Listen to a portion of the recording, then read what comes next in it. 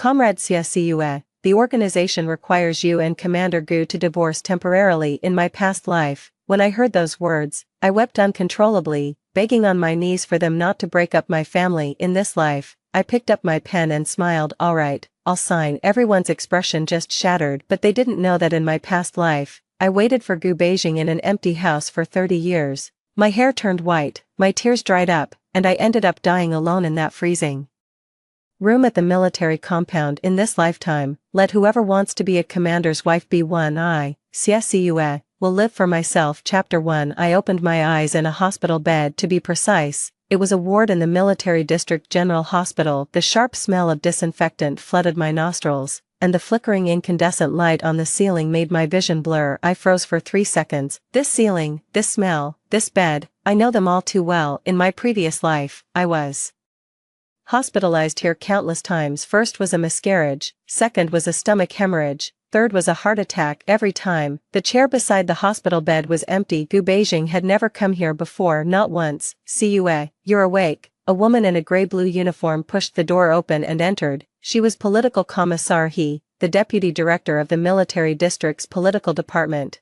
I knew her in my past life. She was the one who came to me with that divorce agreement. It was the winter of 1978. I glanced at the calendar on the nightstand. December 16, 1978. My hand clenched the corner of the blanket in a sudden, tight grip. It's really back, Commissar. He sat down on the edge of the bed, his expression one of deep unease. She pulled a document from her briefcase and placed it in front of me. I looked down. Divorce agreement. Party A, Gu Beijing. Party B, CSCUE. Political Commissar. He weighed his words carefully. CUE, this matter has been given thorough consideration by the organization. Commander Gu is about to be dispatched to the border for a long-term, special mission. It involves highly classified information. From a security standpoint, the organization believes, she paused, temporarily ending your marriage would be better for both of you. In my previous life, I trembled all over when I heard those words. I clung tightly to Commissar He's hand and asked her, did I do something wrong? Does Beijing not want me anymore? I was crying so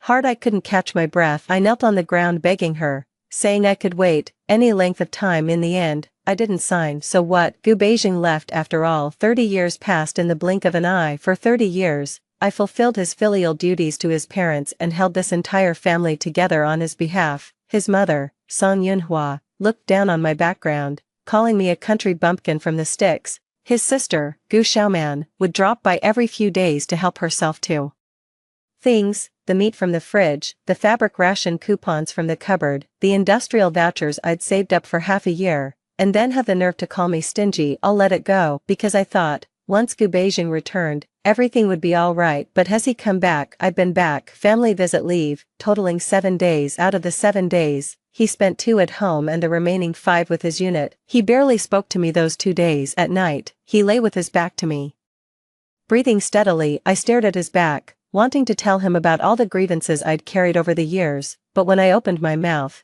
not a single word came out. Because I'm scared. I'm afraid he'll find me annoying. I'm afraid he might think I'm not strong enough, not worthy of being a military wife. Later, he left again. Later on, he was promoted to commander. Much later, I heard he had a female aide by his side named Lun Yanqing. She was young and beautiful, accompanying him to all sorts of occasions. By then, I was already in my 50s, with graying hair and a back that could no longer stay straight. I didn't make a scene. I didn't dare to make a scene. I was sitting alone in the courtyard, gazing at the pomegranate tree we planted when we got married, and I remembered what he said to me back then. CUE, once I return from the war, I'll take you to see the sea. He never did take me to see the sea. The day I died was a bright, sunny day. Neighbor Aunt Jo found me collapsed in the kitchen, still clutching half an unpeeled potato. It was too late when he arrived at the hospital. Cerebral hemorrhage. It said that Gu Beijing fell into a long silence after receiving the news. I heard he stood at my funeral for a long time. I heard he said, I owed her.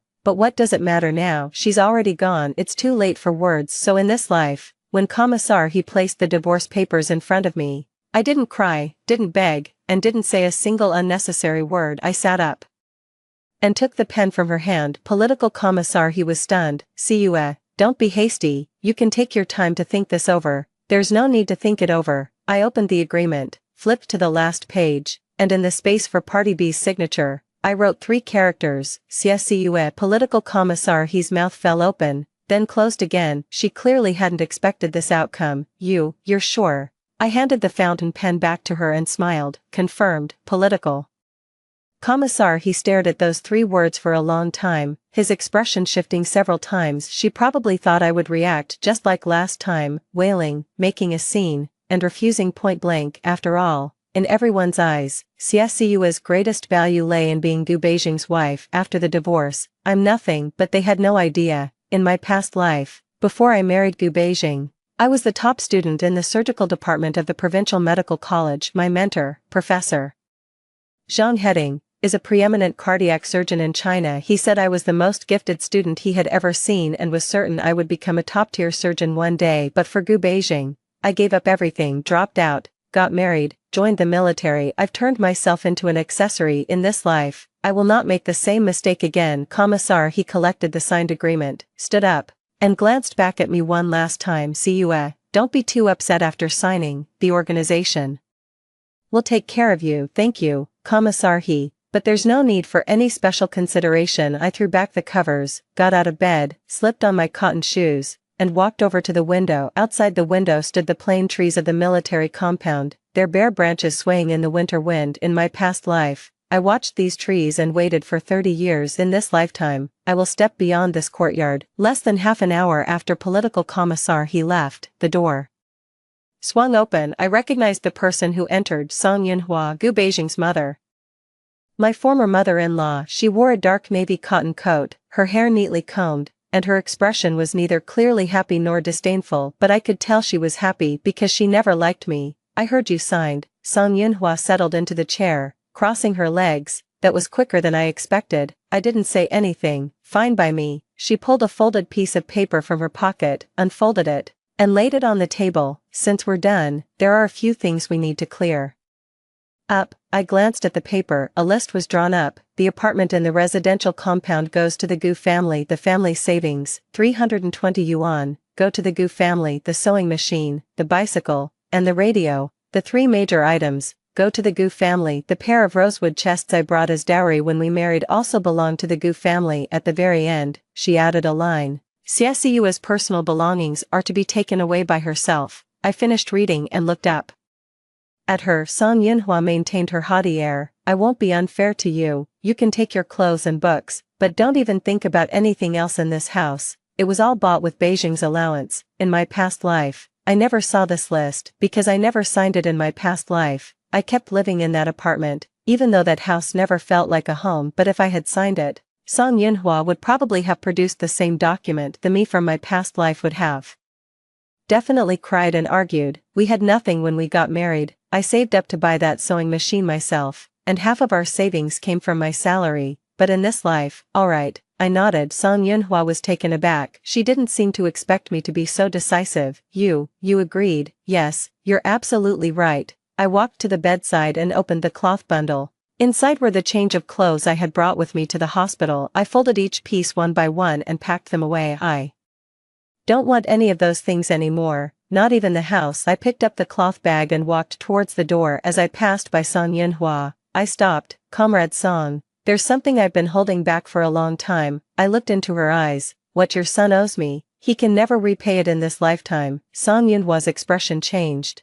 What are you implying? You think just because you're divorced, you can still cling to our Gu family? I gave a faint smile, offered no reply, and pushed the door open to leave. At the end of the corridor, I came face to face with someone tall, striking, dressed in a perfectly fitted military uniform with a second lieutenant's insignia pinned at the collar. Lun Yanqing, the rumored female staff officer by Gu Beijing's side. In my past life, in this life, I finally saw her face clearly at this moment. She stood in the corridor, holding a bouquet of yellow chrysanthemums. Her expression a muddle, no, a complicated one. Are you, Sister Xia? Her voice was soft, carrying a deliberate fragility. I heard you weren't feeling well and were in the hospital, so I came to see you. Yellow chrysanthemums. Visiting a patient. Bringing yellow chrysanthemums. Are these flowers for visiting a patient? I looked at the bouquet in her hands, then at the carefully crafted concern on her face. In my past life, I didn't know her. By the time I learned her name, I was already in my 50s. Back then, someone told me that Lun Yanqing became Gu Beijing's staff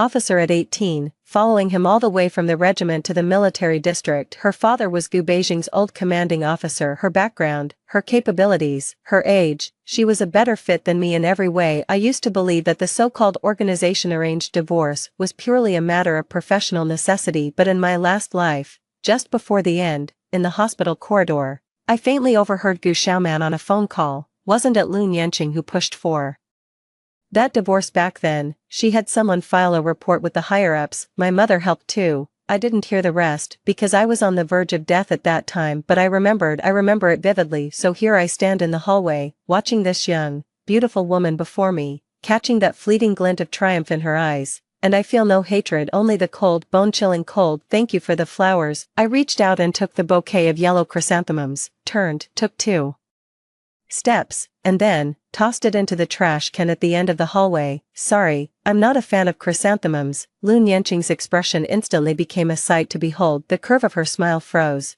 and the veil of fragility in her eyes cracked, but she quickly regained her smile. Sister Xia, it's only natural you're feeling down. After all, something like divorce is especially cruel for a woman. Her voice carried just the right amount of pity. If you ever need any help in the future, please don't hesitate to come to me. Even though I'm just an aide to Commander Gu, I still have a little influence. I understand. I heard every single word clearly. This is a protest, a gentle, dignified, and impeccably conducted protest. No need. I walked past her with the cloth bag in hand. From today onward, Commander Gu and I have nothing to do with each other. I didn't look back, but I knew that Lun Yanqing, standing behind me, must have been smiling. She felt like she had won, but she didn't know. In this game, I wasn't the one who lost. As I stepped out of the military hospital gate, the north wind lashed against my face. In the north, December's cold was bone-splintering. I wore a thin cotton-padded jacket, carried a cloth bag, and in my pocket were only 7 yuan and 30 cents, along with a pass for the military family compound. Oh,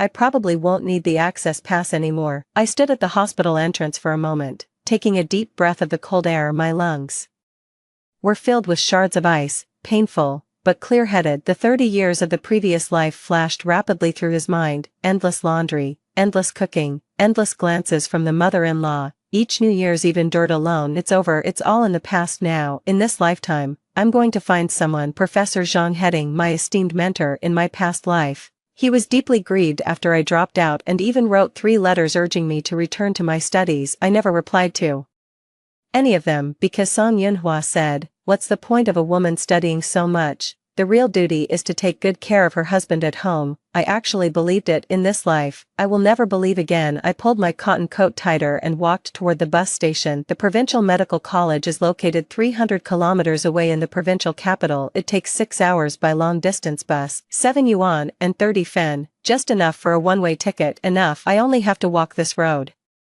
once. The long-distance bus jolted along the national highway for a solid 6 hours. By the time we reached the provincial capital, night had already fallen. I stood at the entrance of the bus station, my breath forming white puffs in the air. I only had 180 left in my pocket. The provincial medical college is located in the west of the city. It's a 40-minute walk. I didn't hesitate. I just turned and walked away. My stomach growled as I passed by a pancake stall. I clenched the money in my pocket and walked on. It wasn't that I wasn't hungry, it's just that I had other plans.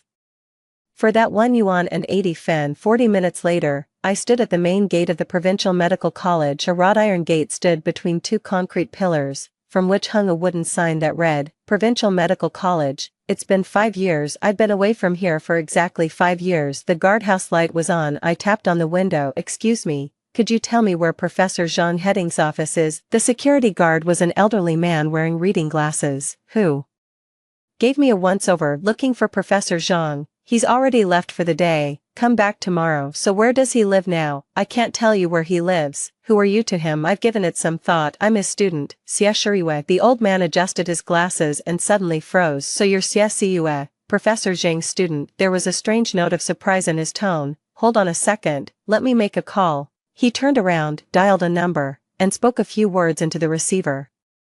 After hanging up, he looked at me and shook his head. "Professor Zhang says you should go to his place, Faculty Dormitory Building 3, Apartment 401. The old man paused, then added, "Miss, Professor Zhang has been waiting for you for quite some time." My nose stung instantly. Professor Zhang's door was left open. I stood at the doorway, seeing the light inside and a hunched figure. "He's getting old. 5 years ago, he was still a spirited middle-aged man. Now his hair has turned completely white, and his back is hunched." He sat at the desk, an old, well-thumbed textbook spread open before him. Hearing the door, he turned his head. The moment he saw me, his eyes welled up. "Well, look who finally remembered their old teacher." His voice trembled slightly. I walked in, set down the cloth bundle, and stood before him. Then, he bowed deeply. "Mr. Zhang, I'm back. I want to continue my studies. I want to become a surgeon."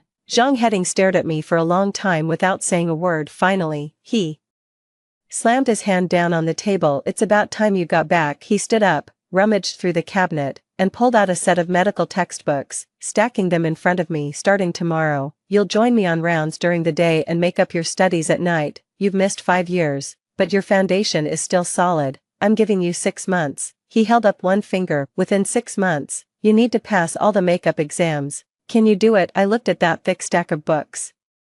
Without fear. In my previous life, I missed out on 30 years. Half a year in this lifetime is enough. "Can do." That night, I stayed in the guest room at Professor Zhang's house. The blanket is thin, but I'm not cold at all because a fire burns within me. This was my first night after rebirth. It was also the beginning of my life, my first time truly living for myself. For half a year, I studied like a madman. My days were spent shadowing Professor Zhang in the clinic, on rounds, and observing surgeries.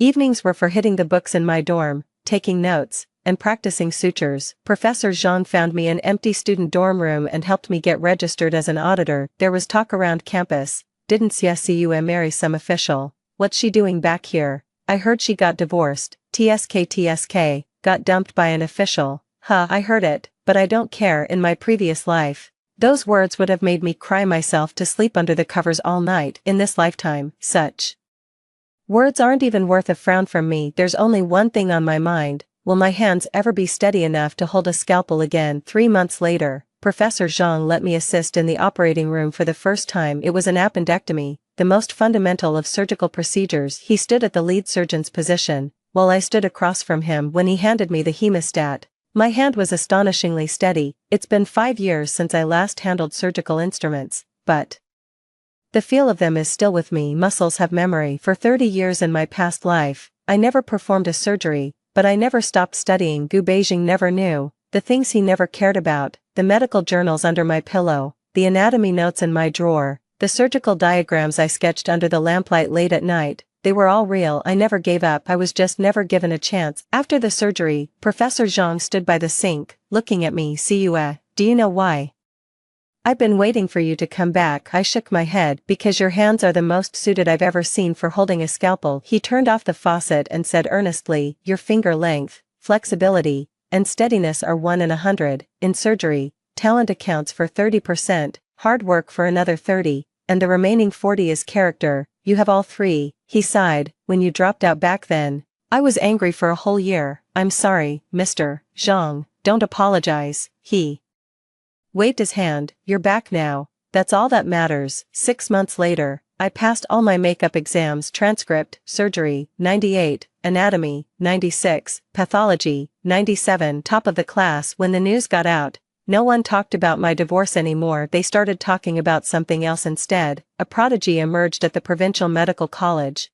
After dropping out for 5 years and returning for just 6 months, he aced the exams and came out first in the entire department. But I don't care about any of that. What matters to me is, in August 1979, the first provincial people's hospital issued a recruitment notice. Surgery department, hiring 2 residents. Total number of applicants in the province, 147. I'm one of them. On the day of the exam, the testing venue was set up in the lecture hall of the provincial hospital. I took my seat in the 3rd row and opened the exam booklet. I finished the written test in an hour and a half. The practical exam involves performing a cholecystectomy on a simulated pig. As I stepped onto the operating table, someone in the examiner's seat whispered, "He's too young, doesn't look experienced at all." I ignored him. "Put on your gloves and pick up the knife." 26 minutes. A complete cholecystectomy. Keep blood loss under 30 milliliters. The stitches were perfectly even, not a single one out of place. The examiner's table fell silent. 3 days later,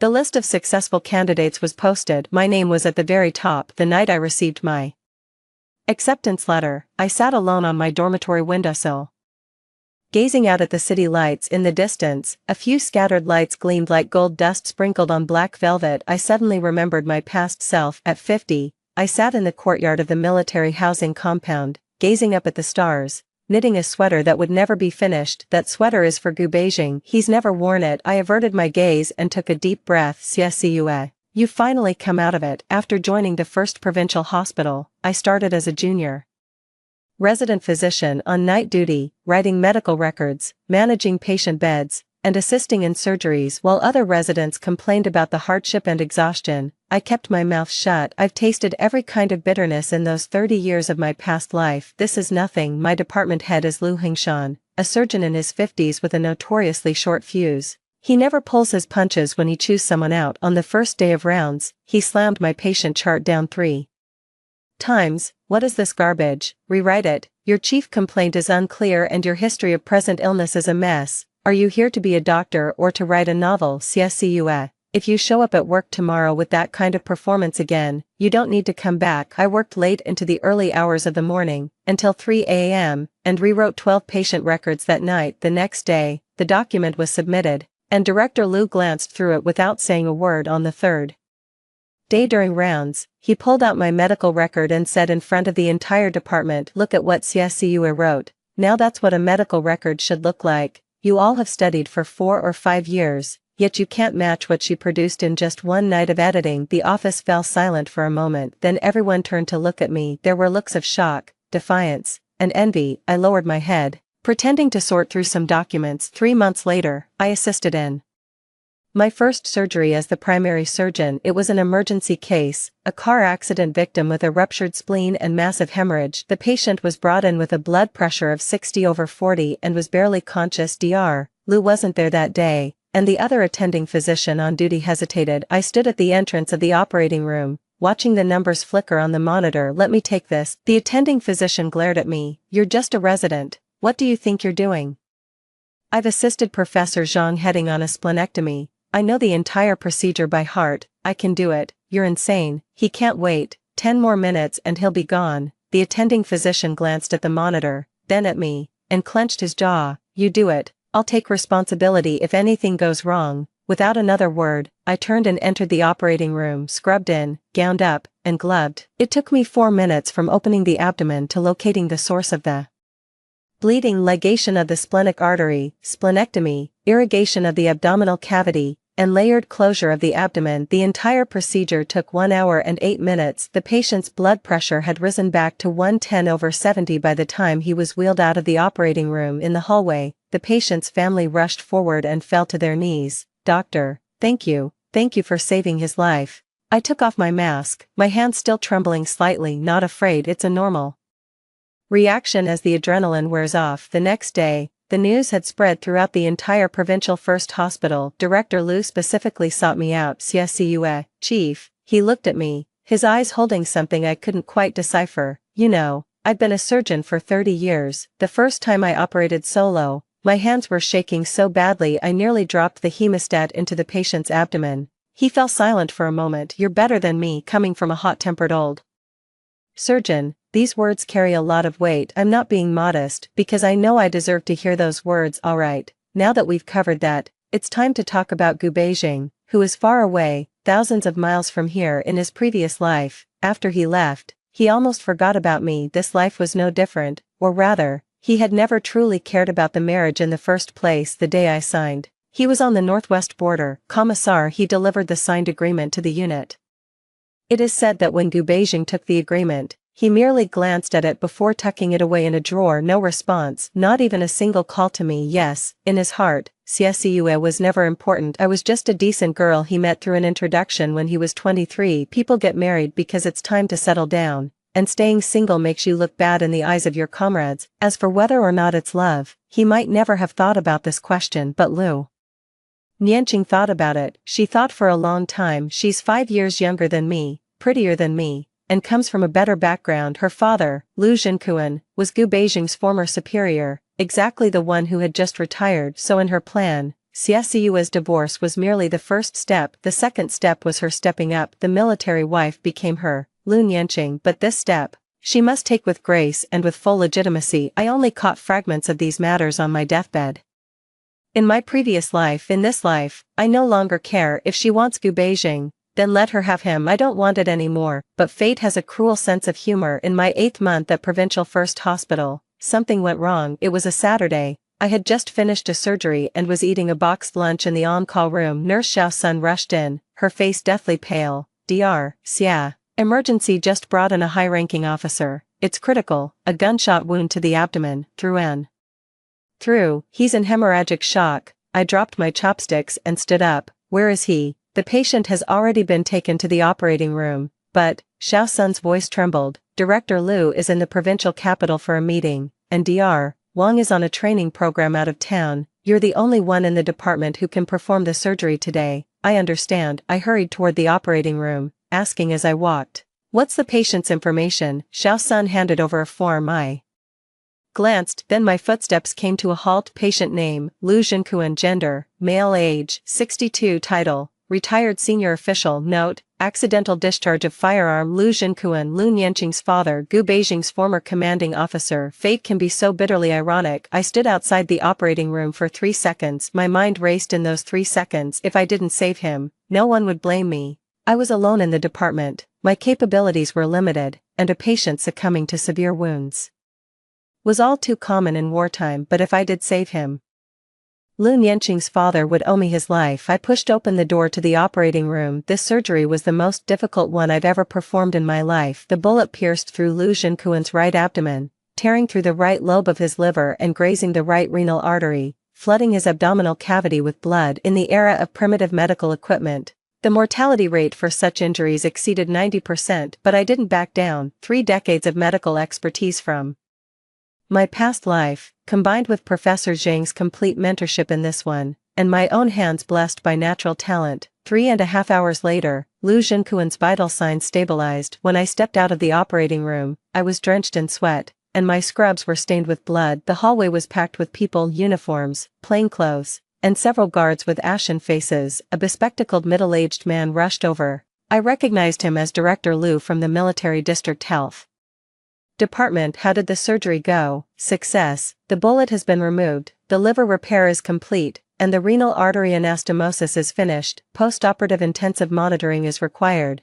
but vital signs are currently stable. My voice was calm. Minister Lu was stunned for a moment, then turned to the people behind him and said, the surgery was a success, the old chief has been saved. A wave of relieved sighs erupted in the corridor. Some applauded, others let out a long sigh of relief, and a few turned away to wipe their tears. And then, from the very back of the crowd, a figure stepped forward. His uniform was immaculate, his epaulets gleamed, and he stood tall and straight. I knew his face all too well. His features were sharply defined, with deep-set eyes and brows, and thin lips pressed tightly together. At 30, Gu Beijing was younger than I remembered him from any moment in my past life, and yet, he was a complete stranger. The moment he looked at me, there was shock in his eyes. Clearly, he had not expected that the person standing at the operating room door, covered in blood, who had just saved the life of his old commander, it's his ex-wife, whom he just divorced. Siue. He called my name. There was a strange, halting quality to the tone. I looked at him,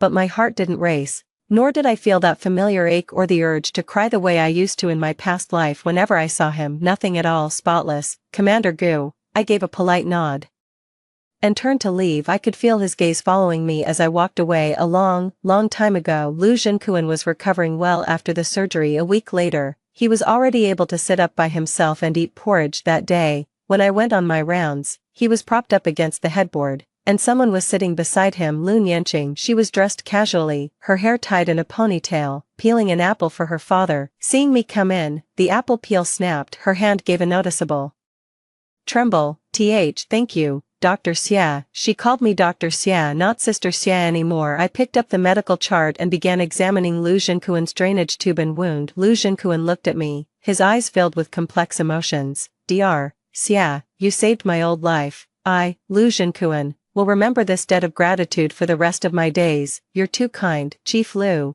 It was my duty. No. He shook his head. His voice grave, if you hadn't stepped up to the operating table that day, I'd be gone. I heard from Minister Liu, you performed the surgery alone, 3.5 hours, with no one assisting you the entire time. He looked me in the eye. Your skill has surpassed that of many veteran surgeons who've been at it their whole careers. I didn't respond, just kept writing the ward round notes. Lu Nianqing sat beside me, her face frighteningly pale, her lips moved, but no words came out. This was a scene she likely never dreamed of. She went to great lengths to drive me away from Gu Beijing, convinced I'd be left miserable. Yet, not only did I not fall apart, I ended up being the one who saved her father's life. This feeling, just looking at her face, I could tell how awful it was. As I finished my rounds and turned to leave, Lu Nianqing hurried out after me. Dr. Xia, she called out to me, it's just the two of us in the hallway. She took a deep breath, then did something I never saw coming. She bowed. Thank you for saving my dad. Her voice was trembling. I watched the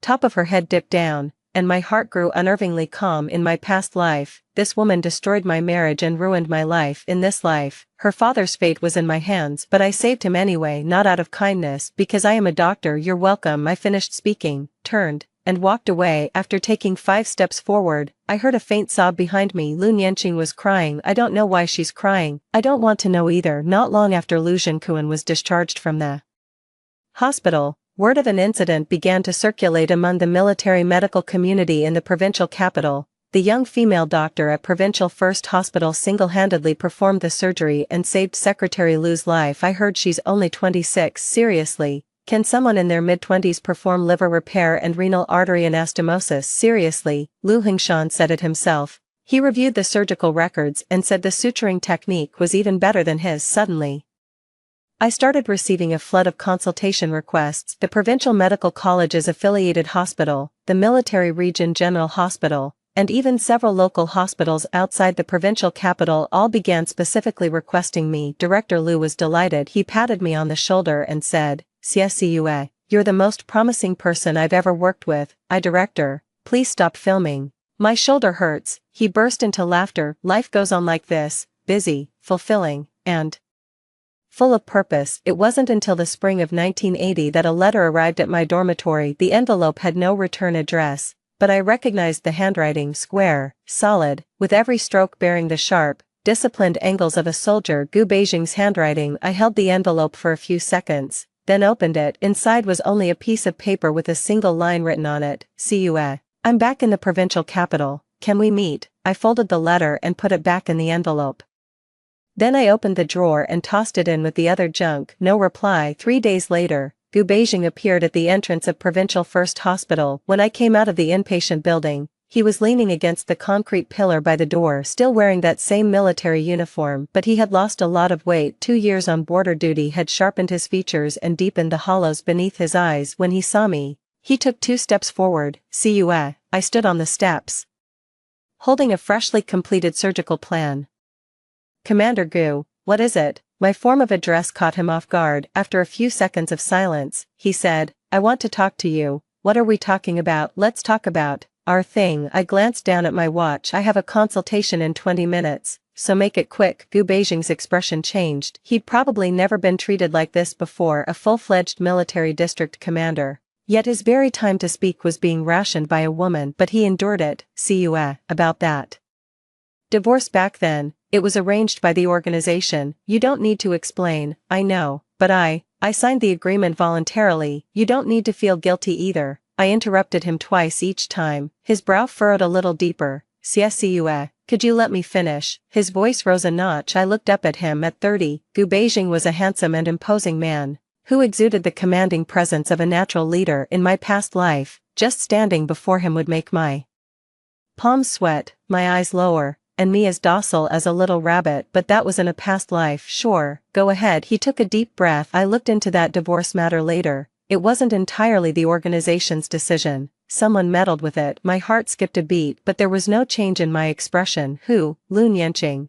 He spoke the name in a low voice, laced with suppressed anger. "She used her father's connections to submit a report claiming that our marriage would compromise mission security. The political department, unaware of the real situation, approved it." I looked at him. "So what?" "So I've taken care of this matter. Lu Nianqing has been transferred away from my side and reassigned to the logistics department." He looked into my eyes. "Xie, we can get remarried. Those 5 words felt so weightless, so flippant, it almost made me laugh. In my past life, I waited 30 years to hear those 5 words. By the time your hair turns white, your teeth loosen, your back bends, and your eyesight fades. By the time he collapsed in the kitchen, only after I was dead did I hear that he said at my grave, I owed her. In this life, he casually said, we can get back together. Is that all, Gu Beijing? Do you think that's enough? No, I said. Gu Beijing froze completely. What? I said, no, thank you for telling me the truth. But, I looked into his eyes and said, word by word, I don't want to remarry. His face instantly turned ashen. Why? Because you've never truly seen me, because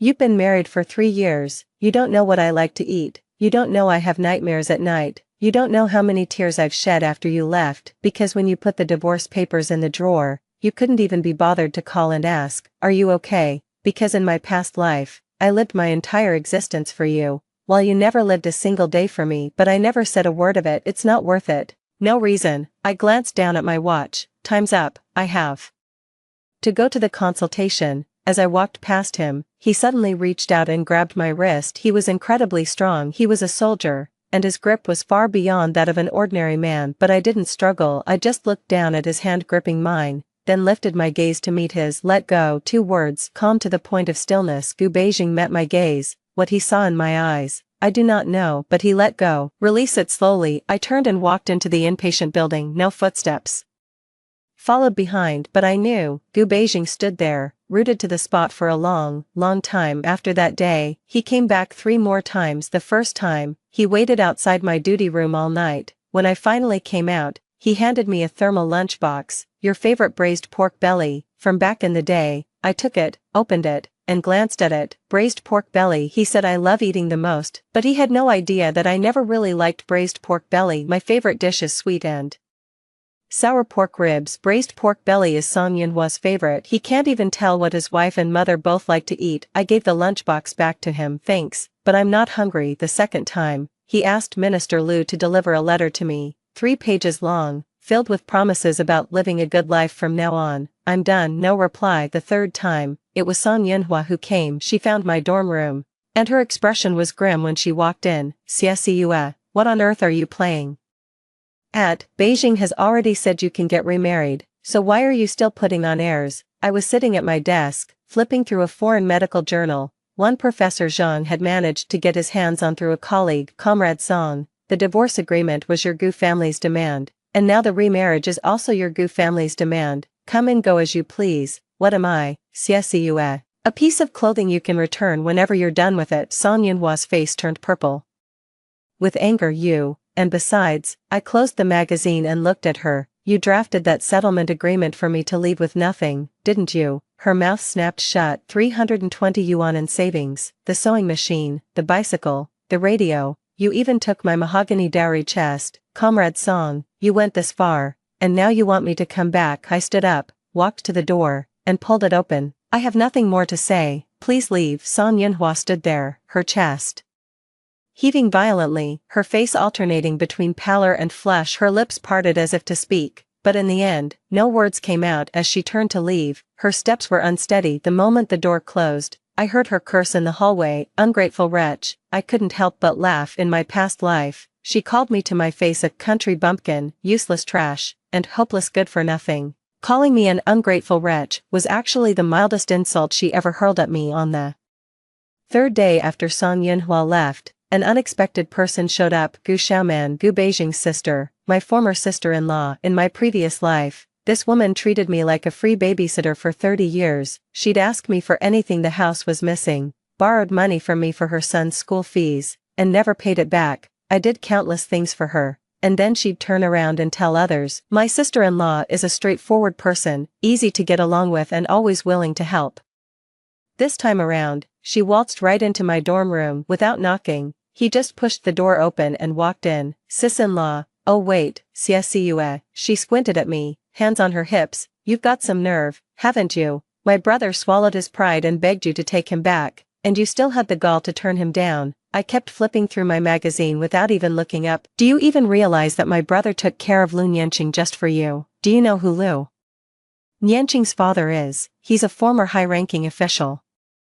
How many people has my brother pissed off for you? And you're still acting all high and mighty." The more she spoke, the angrier she became, her voice rising higher and higher. "I'm telling you, Siesue, don't be ungrateful. What kind of man is my brother? A full-fledged military region commander. Countless women want to marry him but can't. You're just a little doctor. What right do you have to be so picky?" I turned the page of the magazine. "Siesue, are you listening to me? I'm talking to you." She slammed her hand down on my desk. I finally looked up and met her gaze. "Are you done? You, get out of here when you're done. The door's behind you." Gu Xiaoman trembled with rage, pointing a finger right at my face. "You think being a doctor makes you something special? You're just a woman our Gu family threw away. Don't even dream of marrying again in this lifetime. No one would ever want you. If this had happened in my past life, I'd probably have burst into tears, hiding under the covers alone until dawn. But in this life," I stood up, walked to the door, and opened it. "Gu Xiaoman, in our past life, you took 12 years worth of cloth ration coupons, 8 years worth of industrial goods coupons, and over 3,600 yuan from me.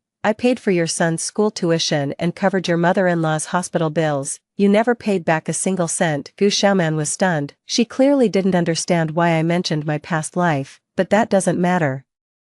In this lifetime, you can take nothing more from me. I looked into her eyes. "Get out." She was startled by my gaze. I saw it. Her pupils narrowed, and she instinctively took half a step back. Then she gave a faint humph, turned her back, and walked away. The sharp click of high heels on the concrete floor faded into the distance. I closed the door and sat back down at the desk. My hands were trembling slightly. It wasn't fear, that's a relief. The feeling of finally saying what's been bottled up for 30 years, that was so satisfying. In the autumn of 1980, I experienced a major turning point in my life. Professor Zhang Heading recommended me to participate in a national medical exchange event, the first National Youth Surgeons Clinical Skills Competition organized by the Ministry of Health. Outstanding young surgeons recommended from provinces across the country gathered in Beijing for a week-long competition featuring theoretical exams and practical skill assessments. I am the only female physician recommended by the province, also the youngest among all the contestants. On the train to Beijing, I sat in the hard-seat carriage, watching the vast wilderness rush past outside the window. In my previous life, I never once left the provincial capital. In this lifetime, I'm going to Beijing. The competition was held at Peking Union Medical College Hospital. I came in second in the written exam,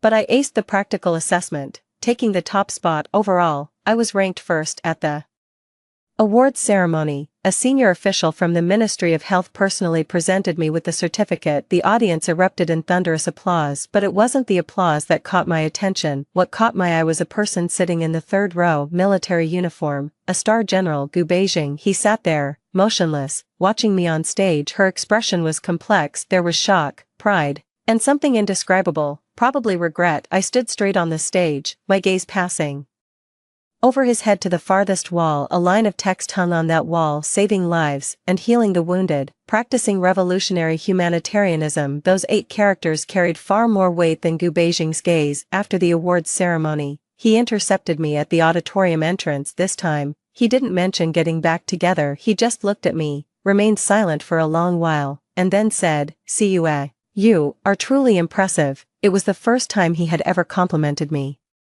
since he got to know me. "It never happened in my previous life." I nodded. "Thank you." Then I picked up my luggage and left. His voice came from behind me, a little hoarse. "Why did you never tell me you were this remarkable?" I stopped in my tracks. She glanced back at him. "You never asked." 6 characters. Gu Beijing's face instantly drained of color. I turned and walked away. No looking back. After the competition, my name became known throughout the medical community nationwide. Provincial First Hospital promoted me to attending physician ahead of schedule, and Director Liu personally guided me through a series of highly complex surgeries. Professor Zhang began helping me secure an opportunity for advanced studies abroad. In those days, placements for studying medicine overseas were exceedingly rare, but Professor Zhang said, "With your abilities, you deserve that position." In the spring of 1981, I received an invitation letter from Heidelberg University in Germany. It was for a 2-year clinical fellowship in cardiac surgery, full funding. I sat in my dorm room for a long time, holding that letter. Then, I made a decision. I'll go. The day before departure, I went to the military district's family compound, not to go find Gu Beijing, it's to visit Mrs. Zhou. In my previous life, Aunt Zhou was the only friend I had in the family compound. She was the wife of the company commander next door.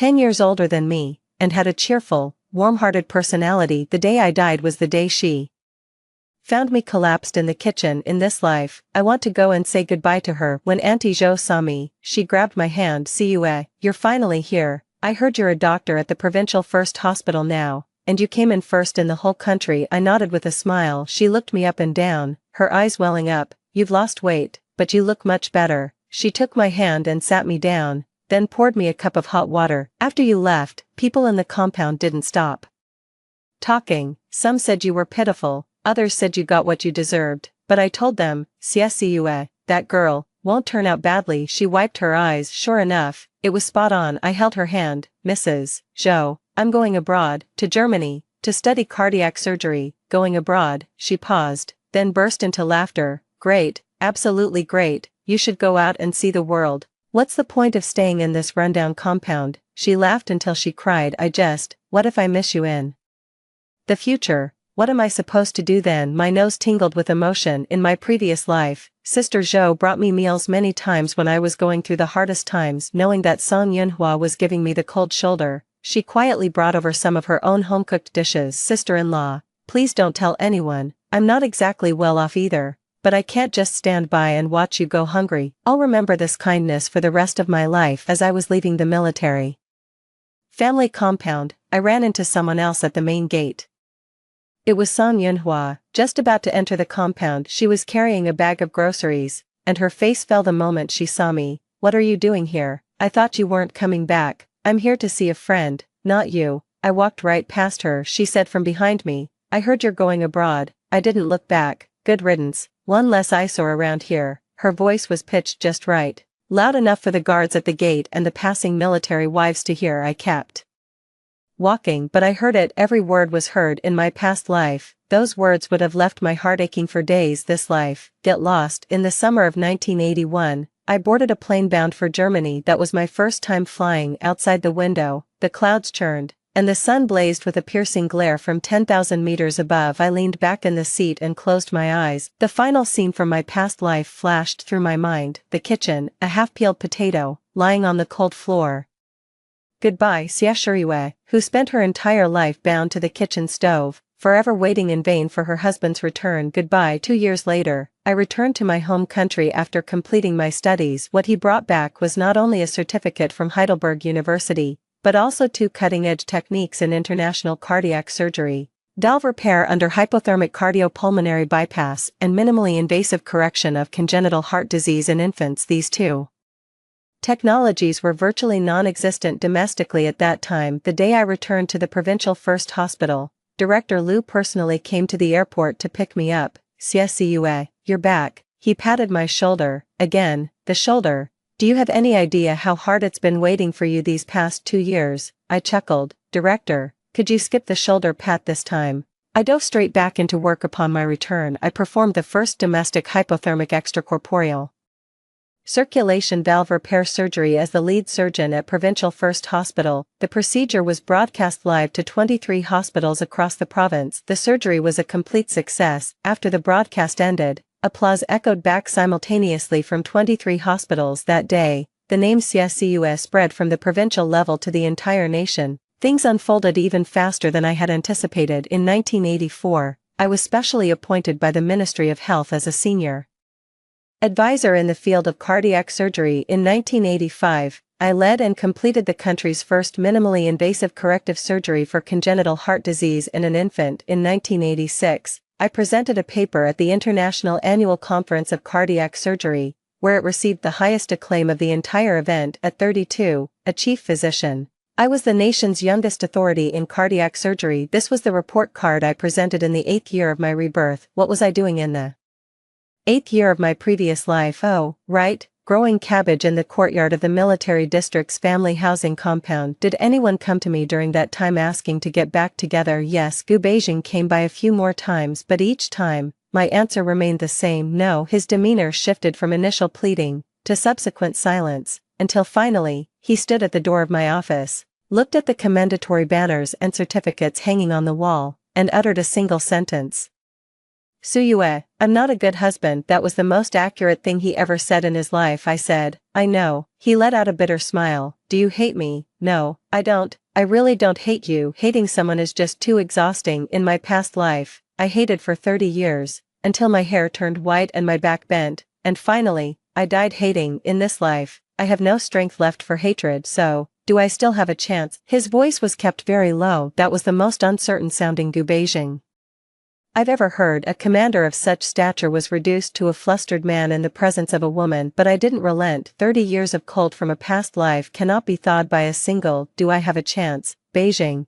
It was the first time I had spoken his name. His head jerked up. You have your path, and I have mine. That marriage was the greatest regret of my life, but now, I gazed out the window at the sky. I have no regrets. He stood there for a long time, then he turned and walked away. This time, he didn't look back. As he walked out of the office, his back slumped for a fleeting moment. I watched that receding figure, feeling an unexpected calm within. In my past life, I watched his retreating figure for 30 years. This is the last time, in this lifetime. Epilogue. In 1990, Gu Beijing applied for a transfer from the front lines to a rear position. It said he lived alone in the military compound, with a dog for company. Every day during his walk, he would pause for a while under the pomegranate tree near the family housing area. That pomegranate tree was planted the year we got married. Lu Nianqing later married a regimental commander from the logistics department, and her life was neither good nor bad. She never came to see me again in her old age. Song Yunhua's health was never good. I was once hospitalized, and it happened to be at the provincial first hospital. When the nurse went to get me for the consultation, I pushed open the ward door and saw an elderly woman with white hair lying in the bed. When she saw me, her lips trembled for a long moment. Finally, he uttered, "Xie, you're here, Comrade Song. I've come to take a look at your x-rays." I picked up her CT scan and held it up to the light. Throughout, not a single thing from the past was mentioned. As I was leaving, she called out to me from behind, "Siyu." She's called Siyu, not Xie. What happened back then? I was in the wrong. I stood with my back to her, hand gripping the doorknob. I know. I finished speaking and walked out. The door closed softly behind her. The hallway was perfectly still. I stood there for a few seconds, took a deep breath, and then walked toward the next ward. I still had many patients to see. In 2020, I was 66 years old. At the National Cardiac Surgery Lifetime Achievement Award ceremony, I stood on stage, looking out at the sea of faces in the audience. The host read my resume. Professor Xia Siyu pioneered the nation's first hypothermic extracorporeal circulation valve repair procedure. He has personally overseen the completion of over 8,000 cardiac surgeries, mentored 42 doctoral students, and published 137 international papers. The applause from the audience went on and on. I stood under the spotlight and suddenly remembered that winter from many years ago. December 16, 1978. In the ward of the military hospital, a young woman in a thin cotton coat signed the divorce papers. She had only 7 yuan and 30 fen in her pocket.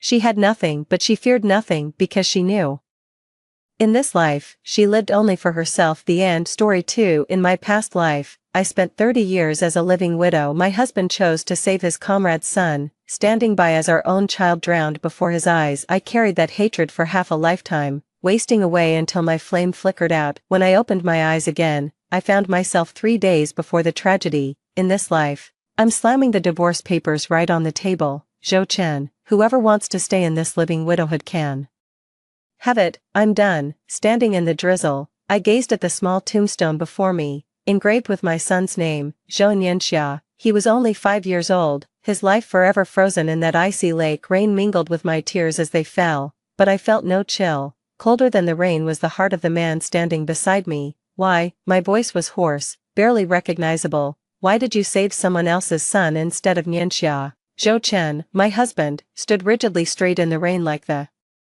soldier he was. His lips were pressed into a thin line, his eyes fixed straight ahead, refusing to meet my gaze. Mingyao's child was closer to me. It was an emergency. His explanation sounded hollow and weak. Closer to you. I spun around to face him, my nails digging deep into my palms. I saw it with my own eyes. Nianxia was right there, within your reach. And you swam toward Li Mingyao's son. 1. Zhou Chen's Adam's apple bobbed. As a soldier, my duty is to rescue the one in greater peril. First, bullshit, I shrieked hysterically. A first for me. You just care more about Li Mingyao, more about your fallen comrade's widow, my son, our son. I couldn't go on. collapsing to my knees in the muddy grave, clutching the cold tombstone. The memory of that day is seared into my mind. Li Mengyao had brought her son over. The two children were playing by the lake. The moment I stepped inside to fetch drinks, I heard screams, rushing out. I saw Zhou Chen without hesitation swimming toward Li Mingyao's son, while my Nianxia flailed in the water a few times before sinking beneath the surface. Zhou Chen's hand came to rest on my shoulder. I violently shrugged it off. Don't touch me. From now on, don't you dare lay a finger on me, Yunxia. Don't do this. His voice was laced with anguish, but it was already too late for me. I'll hate you for the rest of my life, Zhou Chen. I lifted my head, rain streaming down my face. I'll spend every remaining day hating you. 30 years have passed, and I kept my promise. I refused to share a room with Zhou Chen, refused to speak with him, living like an empty shell, and today, lying in this hospital bed, I know my life is finally coming to an end. Late-stage cancer, the doctor said. To my surprise, I felt a flicker of relief. Zhou Chen had aged, his temples streaked with gray, sitting by my sickbed and trying to hold my hand. I pulled my hand away. Even now, I couldn't bring myself to forgive him. Yunxia, his voice was hoarse. 30 years have passed, could you possibly? No, I closed my eyes. After I die, don't bury me with you, I want to be with Nianxia. Those were the last words I ever said to him. Darkness swallowed me whole, and I thought it was the end. Mommy, a familiar voice roused me. My eyes snapped open, and there he was, Nianxia, my son, alive and well, looking just like he did at 5 years old, leaning over my bed and shaking my arm. Nianxia, my hand trembled as I reached out to touch his little face, warm and soft. Mom, get up, Dad said he's taking us to the park today, he chirped merrily, bouncing out of the bedroom. I sat up and looked around. This is mine and Zhou Chen's marital home, exactly as it looked when we first moved in 5 years ago. I grabbed the calendar from the nightstand. June 15, 2000. This is 3 days before Nianxia falls into the water. I pinched myself. The pain terrifyingly real. This isn't a dream, I've been reborn. I've gone back to before the tragedy happened. I rushed to the bathroom and stared at my reflection,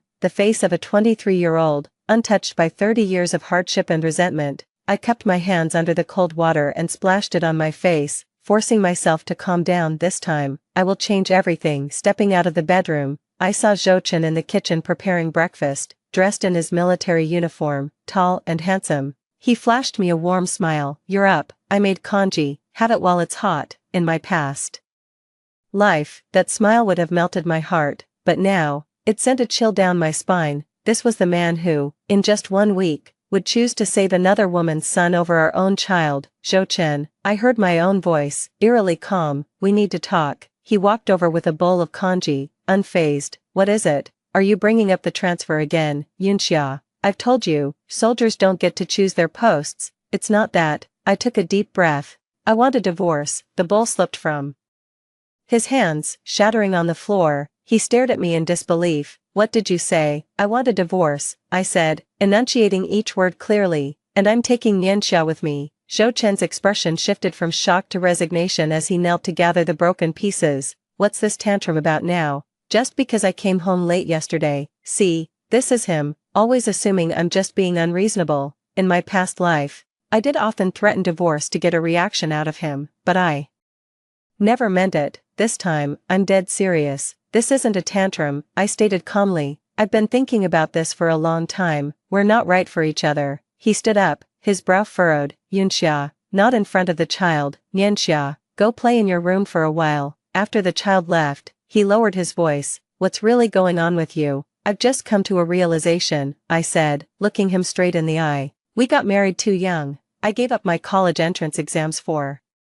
you. 5 years have passed, and I've realized this isn't the life I wanted. Zhou Chen's expression softened. He came over and tried to hug me. Is that all this is about? You can go to night school. I'll support you. Don't be so quick to talk about divorce. I sidestepped his embrace. My mind's made up. I'm taking Nianxia to stay with my parents for a few days. You should review the divorce papers. His expression darkened as he realized I was serious. Yunxia, don't be unreasonable. As a military officer, I need organizational approval for divorce. It's not something you can decide on a whim, then file the request. I turned and walked toward Nianxia's room to start packing his clothes. Zhou Chen followed and leaned against the doorframe. Did someone put these ideas in your head? I stopped what I was doing and looked up at him. No, I've just come to my own realization, Zhou Chen, I'm only 23. I don't want to be trapped in this marriage for the rest of my life. What about Nianxia? Have you considered how he'll feel without a complete family?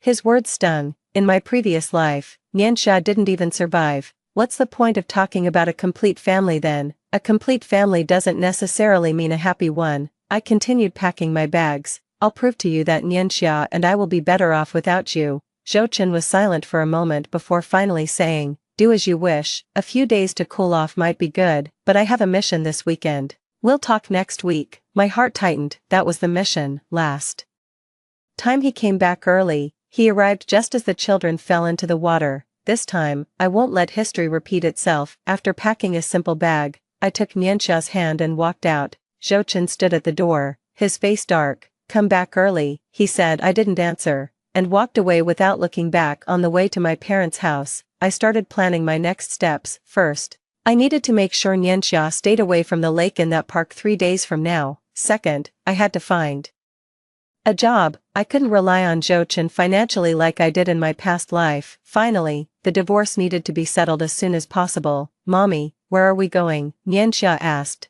looking up at me with his little face. We're going to stay at Grandma and Grandpa's for a few days. Are you excited? Yes. He skipped ahead cheerfully. What about Daddy? Dad is busy with work. I forced a smile. Nianxia, Mom wants to ask you, do you like playing with Auntie Lee's little boy? Nianxia tilted her head thoughtfully. I do, but he always snatches my toys. Auntie Lee says I should let him have his way because he doesn't have a dad. My heart ached sharply. Li Mengyao, the widow of Zhou Chen's fallen comrade, had been a constant presence in our lives since Nianxia was born. In my past life, I'd assumed she just needed support, but now I realized her feelings for Zhou Chen might run deeper. When we arrived at my parents' house, my mother opened the door and stared in surprise at our luggage.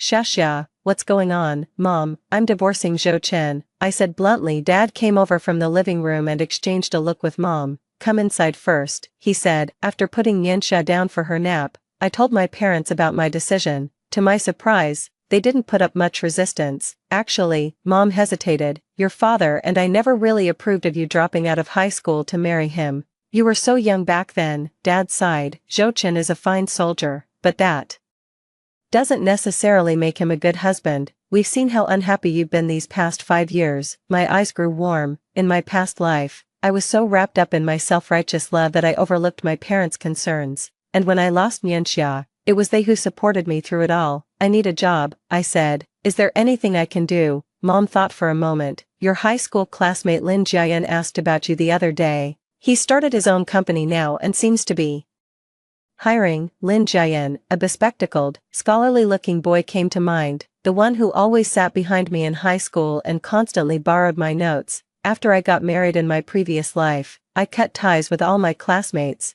Do you have his contact information? My mother flipped through her address book. Here, he left his phone number. I took the slip of paper, a plan forming in my mind. This time, I'm taking control of my own life. The antique wall clock at my parents' house struck 10 times, but I lay in bed wide awake. Nianxia was curled up beside me in a little ball, his breathing even and warm. I gently stroked his hair, feeling the warmth through my fingertips. This was real. My son was alive. My phone screen lit up in the darkness, showing 5 missed calls, all from Zhou Chen. I had no intention of calling him back. In my previous life, I would always answer his calls immediately, afraid of missing his rare contact. Looking back now, how pathetic that desperate hope had been. With a ding, a text message popped up. Yunxia, stop this nonsense. I'm off tomorrow. I'll come pick you both up and bring you home. I let out a cold laugh, my fingers flying across the keyboard. No need, we no longer have a home. After sending that message, I powered off my phone immediately. Rolling out of bed, I tiptoed to the desk, switched on the lamp, and pulled out an address book from my bag. Next to Lin Jiayan's name was a string of phone numbers, written with such neat penmanship it looked deliberately practiced. Calling a stranger at 1 a.m. was clearly inappropriate, but I desperately needed a job, needed to prove I could survive on my own. I took out a piece of paper and started listing my strengths and potential career directions. High school graduate with 5 years of homemaking experience, skilled in. I put down my pen, suddenly realizing I couldn't even write a decent resume. In my previous life, I had devoted all my energy to my family, yet hadn't even Mastered the most basic survival skills. Shush ya. Mom pushed the door open, holding a cup of warm milk. Still awake, just thinking about some things. I took the milk, the temperature was just right. Mom sat down beside me, her gaze falling on the paper I was writing on. Have you really decided to get a divorce? It's decided. I took a sip of milk. Mom, am I such a failure? I'm 23 and can't even support myself. Mom gently stroked my hair, just as I had done with Nianxia moments before. Who says that? You were such a good student in high school. If it weren't for, she suddenly stopped. If it weren't for Zhou Chen making me skip the college entrance exam, I gave a bitter smile. That was my own choice. I don't blame anyone. Lin Jiayan came by the shop the other day and asked about you. Mom changed the subject. He's doing really well now, started a trading company, and I hear it's quite successful. Are you two still in touch? He often comes to our store and always asks how you're doing. Mom hesitated before adding, actually, he had a crush on you back in high school. Your dad and I both noticed. I was stunned. In my past life, I only had eyes for Zhou Chen and never noticed other boys' feelings. Is he married now? No, I heard he's still single. Mom gave me a meaningful look. Give him a call tomorrow, just to catch up as old classmates. After Mom left, I looked over the paper with only a beginning written on it. Maybe what I needed wasn't just a job, but a chance for a fresh start. In the morning, I was woken by Nianxia's little hands shaking me. Mom, Grandpa made pancakes. I rubbed my eyes as sunlight filled the room. Nianxia was wearing the new pajamas Grandpa bought him, his smile so wide his eyes curved like crescent moons. This scene warmed my heart. In my past life, I never stayed overnight with Nianxia at my parents' home, always revolving around Zhou Chen's schedule. At the breakfast table, Dad was drizzling honey over Nianxia's pancake while Mom poured soy milk. Seeing me enter, Dad looked up with a warm smile. You're awake, come eat before it gets cold. The cozy family scene tugged at my heartstrings. After Nianxia's passing in my previous life, laughter had vanished from this home. Just as I sat down, the doorbell rang. Mom went to answer it, and I heard her surprised exclamation, Zhou Chen, you're here so early. My body went rigid, the pancake lodged in my throat, but Nianxia cheered and slid off her chair, crying out, Daddy. Zhou Chen stood at the doorway in casual clothes, holding a bag of fruit. His gaze bypassed my mother and landed directly on me, a confident smile curling at the corner of his lips as if he was certain I would go home with him. I'm here to pick you up, he said, as if it were the most natural thing in the world. Nianxia had already thrown himself into his arms. Zhou Chen effortlessly lifted our son high, making him giggle with delight. The sight stung my eyes. How I had once loved watching them interact, believing it to be the most beautiful scene in the world. Now, it only filled me with disgust, knowing he would sacrifice this laughing child to save someone else's son. We'll talk after breakfast. Dad cut in, interrupting my simmering emotions, and gestured for Zhou Chen to sit down. The atmosphere at the breakfast table was tense. Zhou Chen was peeling a hard-boiled egg for Nianxia, occasionally glancing my way as if waiting for me to break the silence. I kept my head down, sipping soy milk without a word. Mom, Dad, Zhou Chen finally spoke up. Yunxia might have been a bit emotional yesterday. I'll take her home and we'll talk things through. There are no emotions here, only a decision. I set down my bowl and chopsticks. Zhou Chen, we're through. His smile froze on his face. Don't say things you don't mean. I'm not saying this out of anger. I looked him straight in the eye. After breakfast, we're going to the Civil Affairs Bureau to inquire about divorce procedures. Zhou Chen's face darkened. Yunxia, don't make a scene in front of the elders and the child. I'm not making a scene. I turned to Nianxia. Sweetheart, could you go play in your room for a while? Mom and Dad need to talk. Nianxia nodded obediently and ran into the bedroom. Only then did Zhou Chen realize I was serious, and his expression turned grave. Reason? He asked curtly. We're not right for each other. 5 years together and you suddenly realize we're incompatible. He sneered. Is it because I don't have time for you, or are you dissatisfied with my salary? Because I don't love you anymore. The words escaped my lips before I could stop them, startling even myself. Zhou Chen shot up from his seat as if he'd been slapped. You. His father pressed a hand on his shoulder. Sit down and talk. Zhou Chen took a deep breath and sat back down. Yunxia, I know these past 5 years have been hard on you. Once I get that promotion, I'll have more time for you and the kids. In my past life, such promises would have thrilled me. Now, they just feel hollow. He'll never understand. It's not his leftover time I want, but equal respect and love. No need, I said calmly. My mind is made up. Zhouchen stared at me for a long moment before suddenly laughing. Fine, you want a divorce. Don't even think about getting custody of Nianxia. You have no income, no home, you know exactly who the judge will award the child to. His words cut deep, but to my surprise, I felt no fear, only a stronger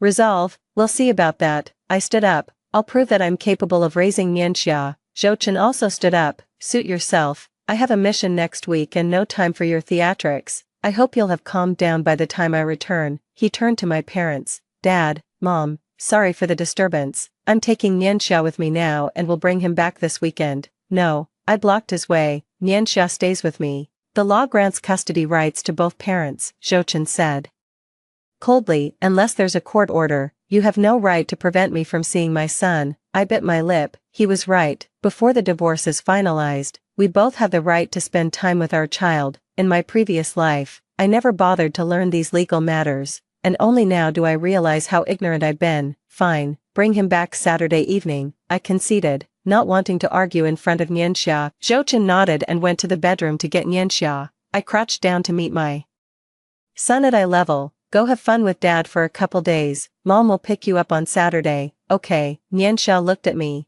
then at Zhouchen, seeming to sense the tension, but nodded anyway. After seeing them off, I returned to my room feeling completely drained. My mother followed me in, watching me with concern. Xiaxia, are you sure about the divorce? Nianxia is still so young. Mom, I've never been more certain, I said, clenching my fists. I can't let Nianxia grow up in a home without love.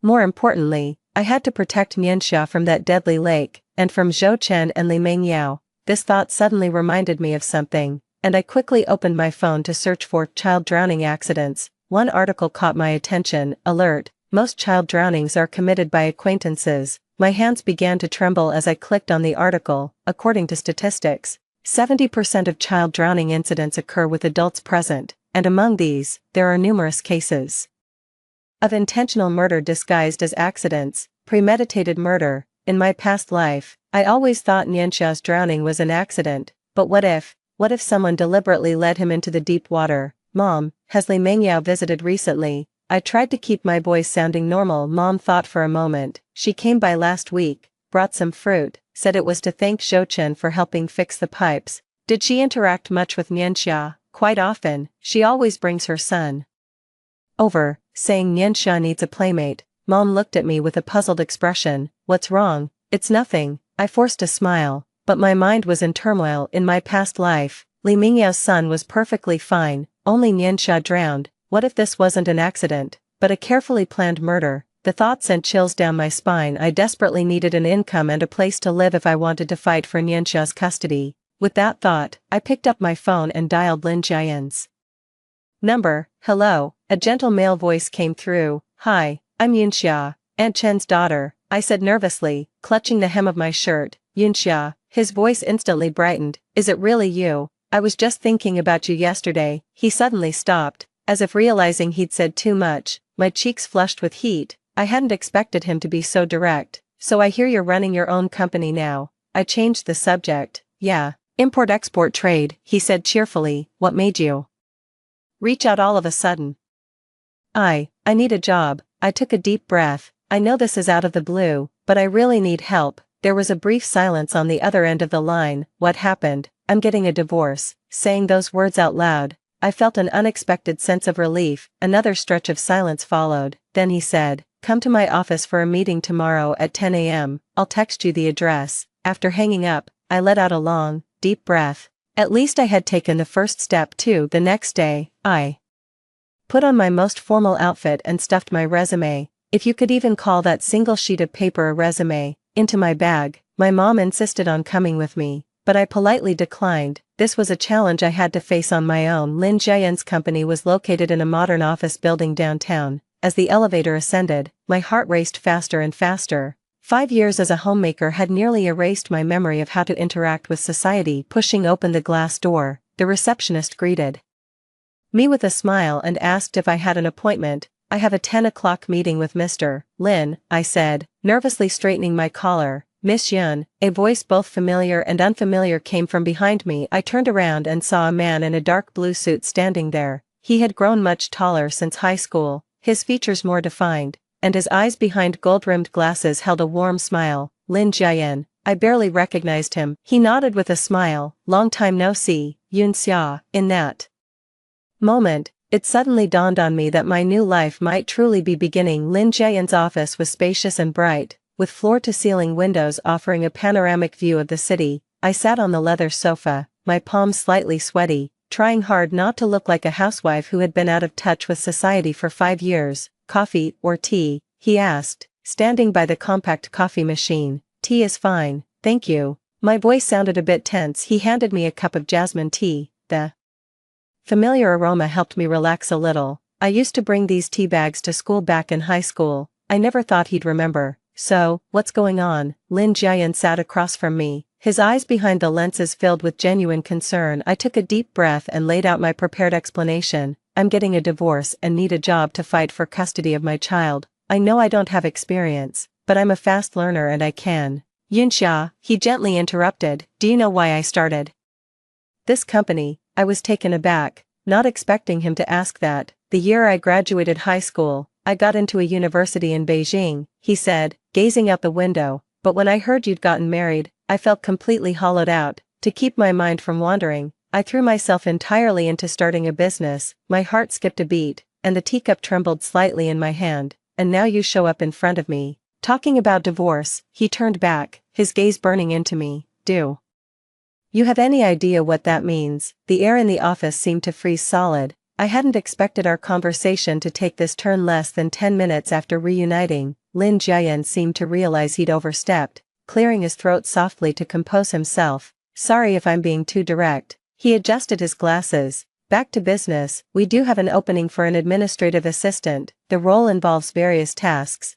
but you'll learn a great deal. I don't have relevant experience, I admitted honestly, but you were the student council secretary in high school, which shows strong organizational and communication skills. He smiled. I believe in your potential. Just like that, I landed a job with a monthly salary of 4,000, starting the following Monday. As I stepped out of the office building, the sunlight warmed my face, and I felt as though fate had given me a second chance. My phone suddenly rang. It was Zhou Chen. I hesitated for a moment but answered anyway.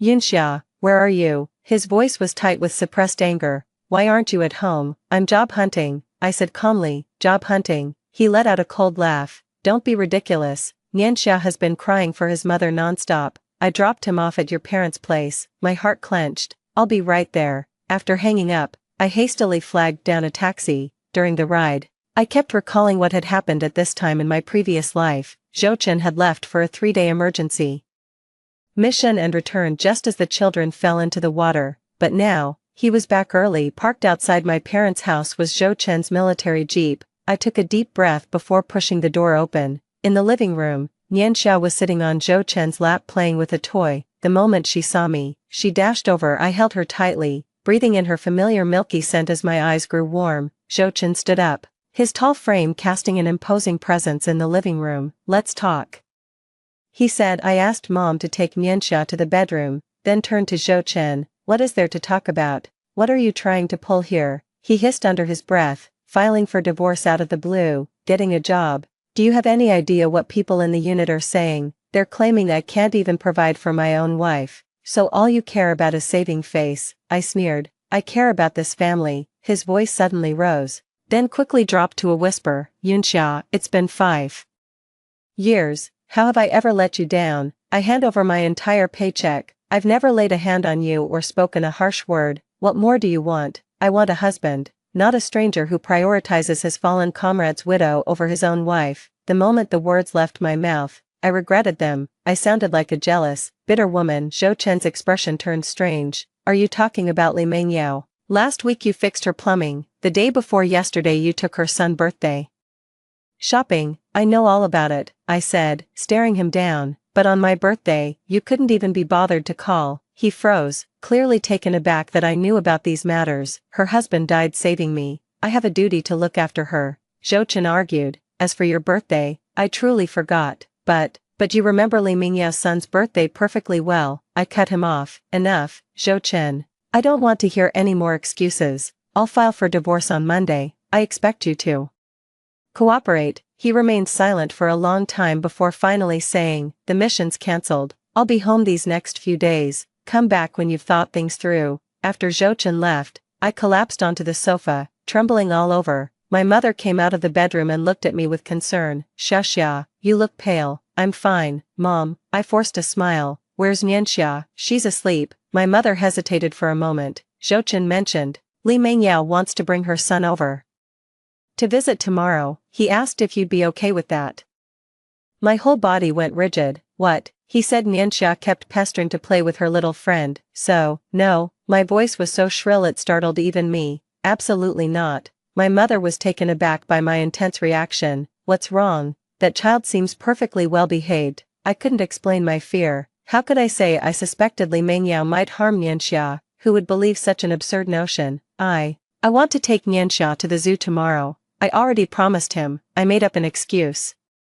Mom nodded with a hint of skepticism. I walked into the bedroom, looked at Nianxia sleeping soundly, and gently stroked his little face. Tomorrow was the anniversary of the day the children drowned in my past life. I had to make sure Nianxia stayed away from any bodies of water, and kept his distance from Li Mengyao and her son. Early the next morning, I took Nianxia and left the house. Instead of going to the zoo, we went to an indoor children's playground in the suburbs. The place was crowded and noisy, but at least there was no lake. "Mom, Xiaoming said he wants to come play today too," Nianxia said, looking up at me with his little face as we waited in line to buy tickets. I froze. "Xiaoming, Auntie Li's son. He said he wanted to show me his new toy." My fingers dug into my palms unconsciously. Li Mengyao was actually using a child to arrange a meeting with Nianxia. This was far too suspicious. "How about just mommy plays with you today?" "Okay." I forced a smile. Nianxia pouted, but was soon captivated by the amusement park rides. I stuck close to him all morning, not letting him out of my sight. While having lunch at the restaurant, my phone rang.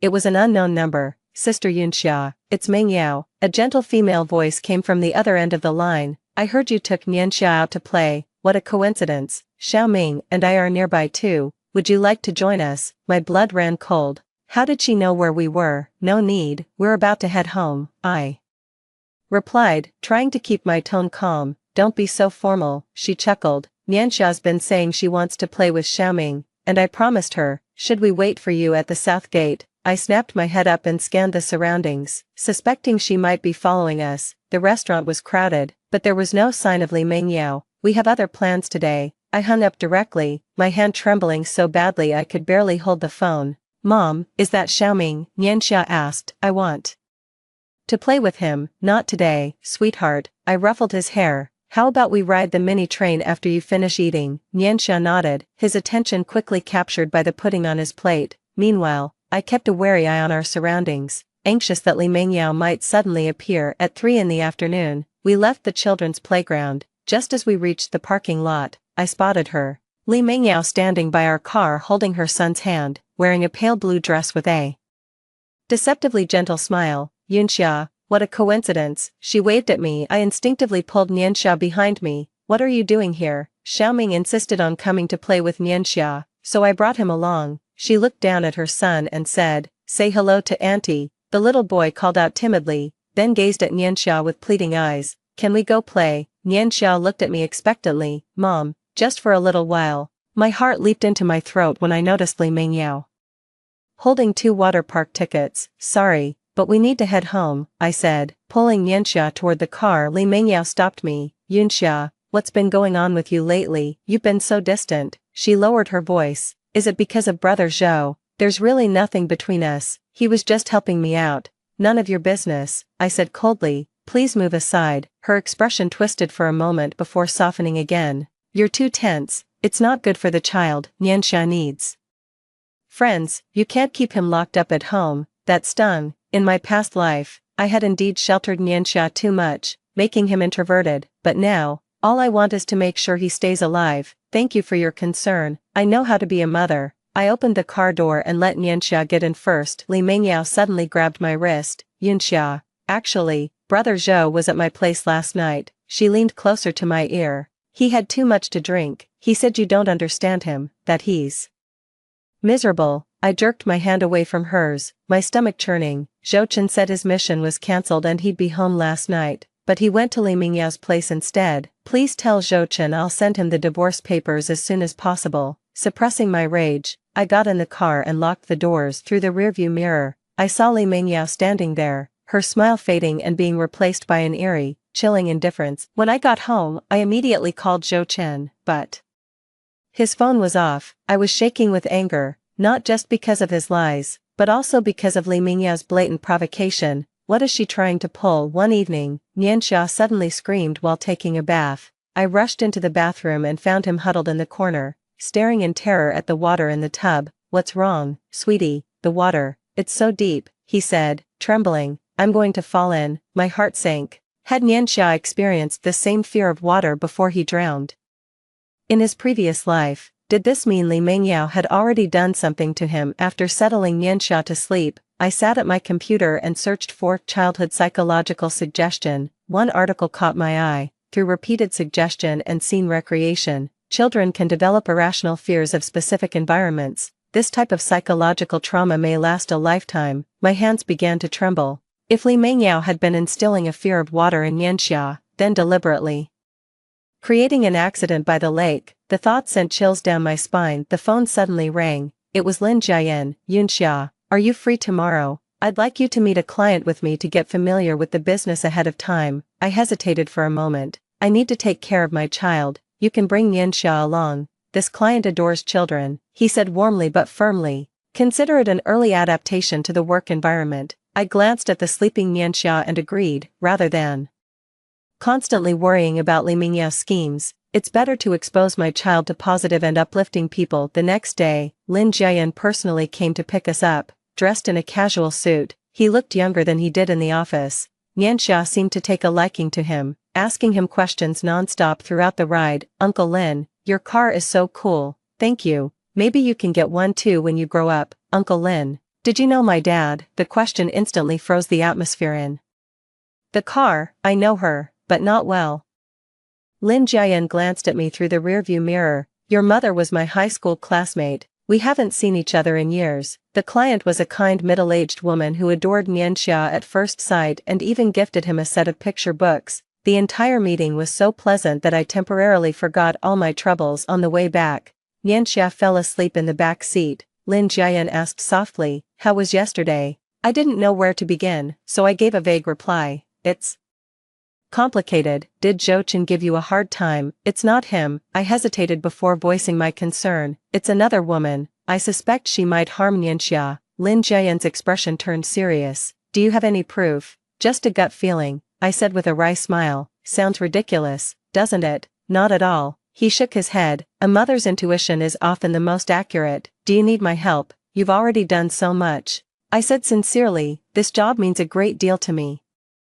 He stopped at the red light and turned to look at me. Yunxia, do you know why I've remained single all this time? My heart suddenly raced. Why? Because when I was 23, I heard at a class reunion that you were married, and I never had feelings for anyone else since. His gaze was intense and direct. Now fate has given us a second chance, and I don't want to miss it again. I didn't know how to respond, so I just looked down at my fingers. Zhou Chen had never spoken such straightforward words of affection to me. Our marriage felt more like a one-sided charity from him. You don't have to answer me now, Lin Jian said gently. I'll wait until you're ready. When I got home, I found Zhou Chen waiting for me in the hallway with a grim expression. Where have you been? He demanded. None of your business, I said, holding the sleeping Nianxia tighter. Move aside, I need to get inside. Li Mingyao said you were very rude to her. Zhou Chen lowered his voice. She kindly brought Xiaoming to play with Nianxia, and you actually embarrassed her in public. I couldn't believe my ears.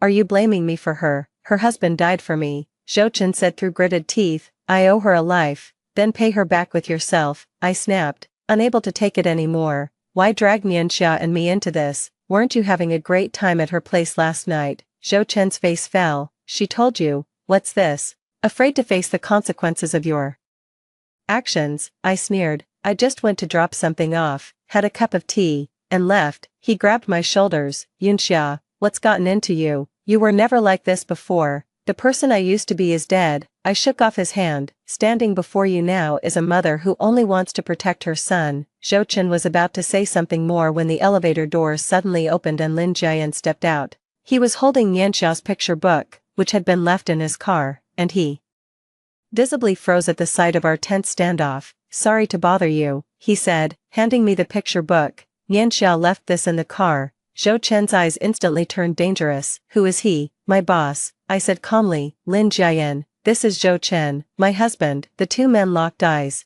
and the air seemed to crackle with tension. "I've long heard of your reputation." Lin Jiayan nodded politely. "Yunxia will be starting at my company this Monday. I hope you can support her decision." Zhou Chen let out a cold laugh. "My family affairs are none of your concern." Lin Jiayan remained composed. "I will always support Yunxia's choices. I'll take my leave now. See you on Monday." After he left, Zhou Chen pulled me inside and slammed the door shut. "Is he the reason you want a divorce? Don't project your own depravity onto everyone else." I laid Nianxia down on the bed and turned to face him. "My relationship with Lin Jiayan is strictly professional." "Professional?" Zhou Chen sneered.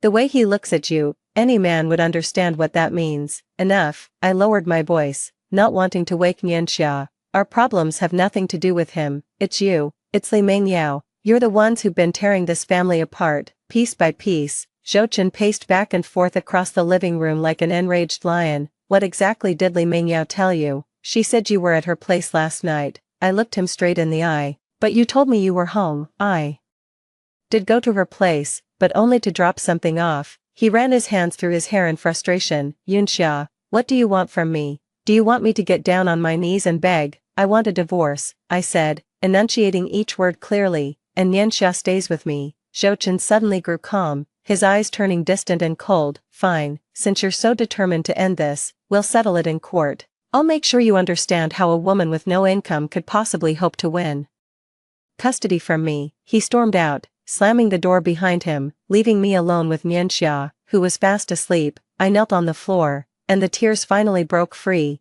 but I knew these weren't tears of weakness, they were a declaration of war. On Monday, I would walk into Lin Jiayan's company as a new person, ready to fight for Nianxia's future and mine. Monday morning, I stood in front of the mirror, meticulously checking my outfit, a white blouse paired with a black blazer, my hair pulled back into a sleek ponytail. It was my first day stepping out as a professional woman in 5 years, and my palms were drenched with sweat. "Mommy, you look so pretty," Nianxia said, looking up at me while hugging my leg. I crouched down and kissed his little cheek. "Be a good boy for Grandma at the park today, sweetheart." Mom straightened my collar. "Don't be nervous, you've always been the brightest one since you were little." Dad quietly handed me a brown paper bag. "Lunch is inside, save your money." My eyes welled up as I nodded firmly. This family gave me the courage to start over. Lin Jiayan's company was located in the most bustling office building downtown. As I stepped into the lobby, my legs trembled slightly, but thinking of Nianxia,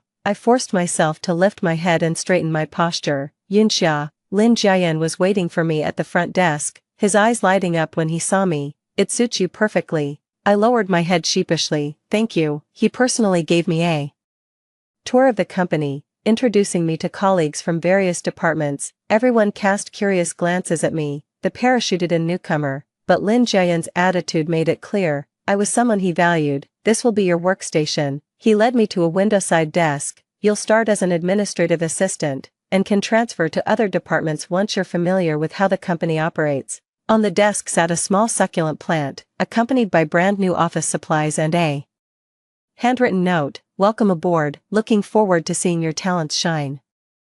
Jiayan. This thoughtful gesture warmed my heart. After 5 years of living with Zhou Chen, he'd never once noticed my preferences. "Thank you, I'll do my best." Lin Jiayan was about to say something when his phone suddenly rang. He glanced at the screen, his brow furrowing slightly. "Apologies, there's an urgent meeting. HR will come by at 10:30 to give you the onboarding training." I nodded and began organizing my workstation. Just as I turned on my computer, my phone vibrated with a text message from Zhou Chen. "Started work today, where are you?" I didn't reply and deleted the message immediately. Since I'd decided on divorce, I shouldn't give him any false hope. The onboarding training went smoothly. During the lunch break, just as I was about to eat the lunchbox my dad had prepared, Lin Jiayan knocked and came in. "Want to grab lunch together? I can show you around the area." The restaurant near the company was elegantly decorated, with prices that weren't cheap. When I opened the menu, the prices made my eyes widen. "The company provides meal allowances, so don't worry about it," Lin Jiayan said,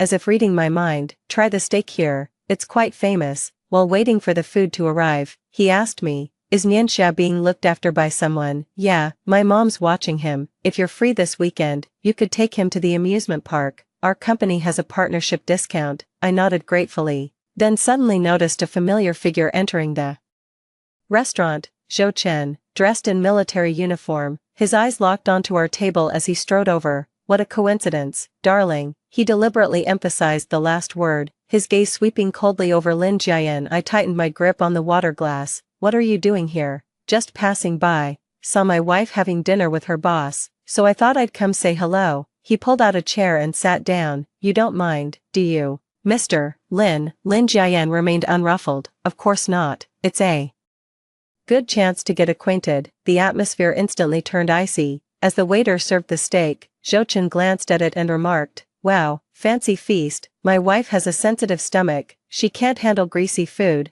I stared at him in disbelief. After 5 years of marriage, he still didn't know what foods I was allergic to. "Yunxia prefers her steak medium well with black pepper sauce," Lin Jiayan said calmly. I made sure to inform the kitchen. Zhou Chen's face darkened. "You seem to know her quite well." "Just basic courtesy between colleagues," Lin Jiayan replied with a smile. "Would you like to order anything else, Mr. Zhou?" 3. "No need." Zhou Chen turned to me. "I'll pick you up after work." "That won't be necessary. I can get back on my own." I said, "I'm picking you up." His tone left no room for argument. Lin Jiayan set down his cutlery. "Mr. Zhou, Yunxia is now a company employee. Her time after work is her own to manage." Zhou Chen narrowed his eyes. "This is between husband and wife. Stay out of it." As the tension grew, I cut in. "Zhou Chen, let's talk about this at home. Don't make a scene here." "Make a scene?" he sneered. "You're divorcing me for this man, and now you're accusing me of making a scene." Other diners were starting to stare. Humiliated and furious, I lowered my voice.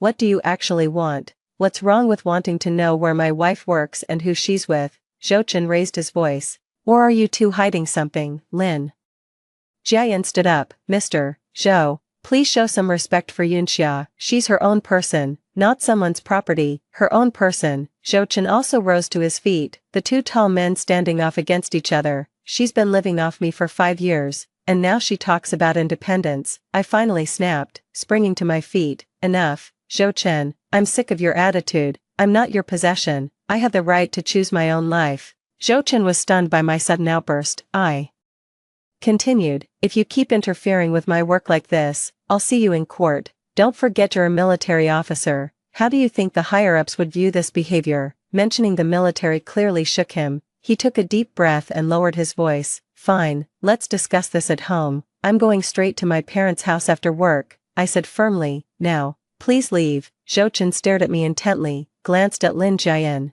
then threw out a "I'll be waiting for you."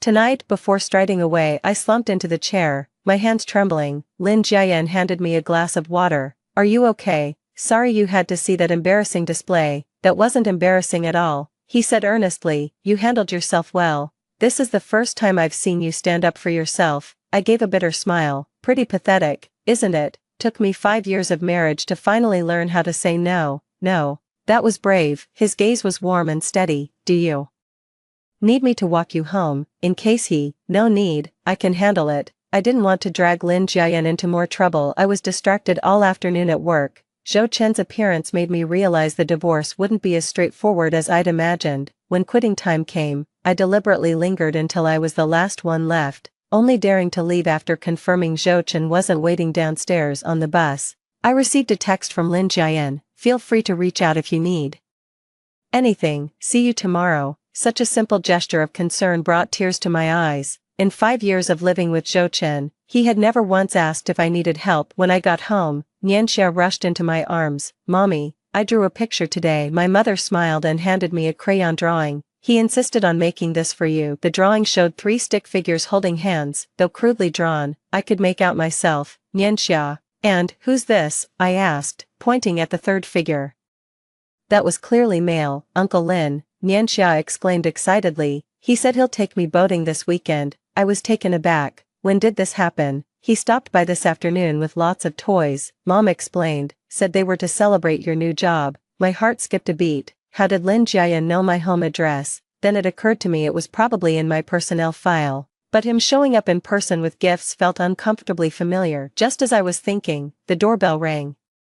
Peering through the peephole, I saw Zhou Chen standing outside holding a bag of fruit. What does he want? Mom frowned. No idea, but it can't be good. I took a deep breath and opened the door. Can I help you? Zhou Chen's gaze swept past me and landed on the pile of new toys on the coffee table. Seems someone beat me here. What are you doing here? I blocked the doorway, refusing to let him in. Came to see my son, he said, pushing his way inside. And to discuss the divorce. Nianxia cheered and ran over when he saw his father.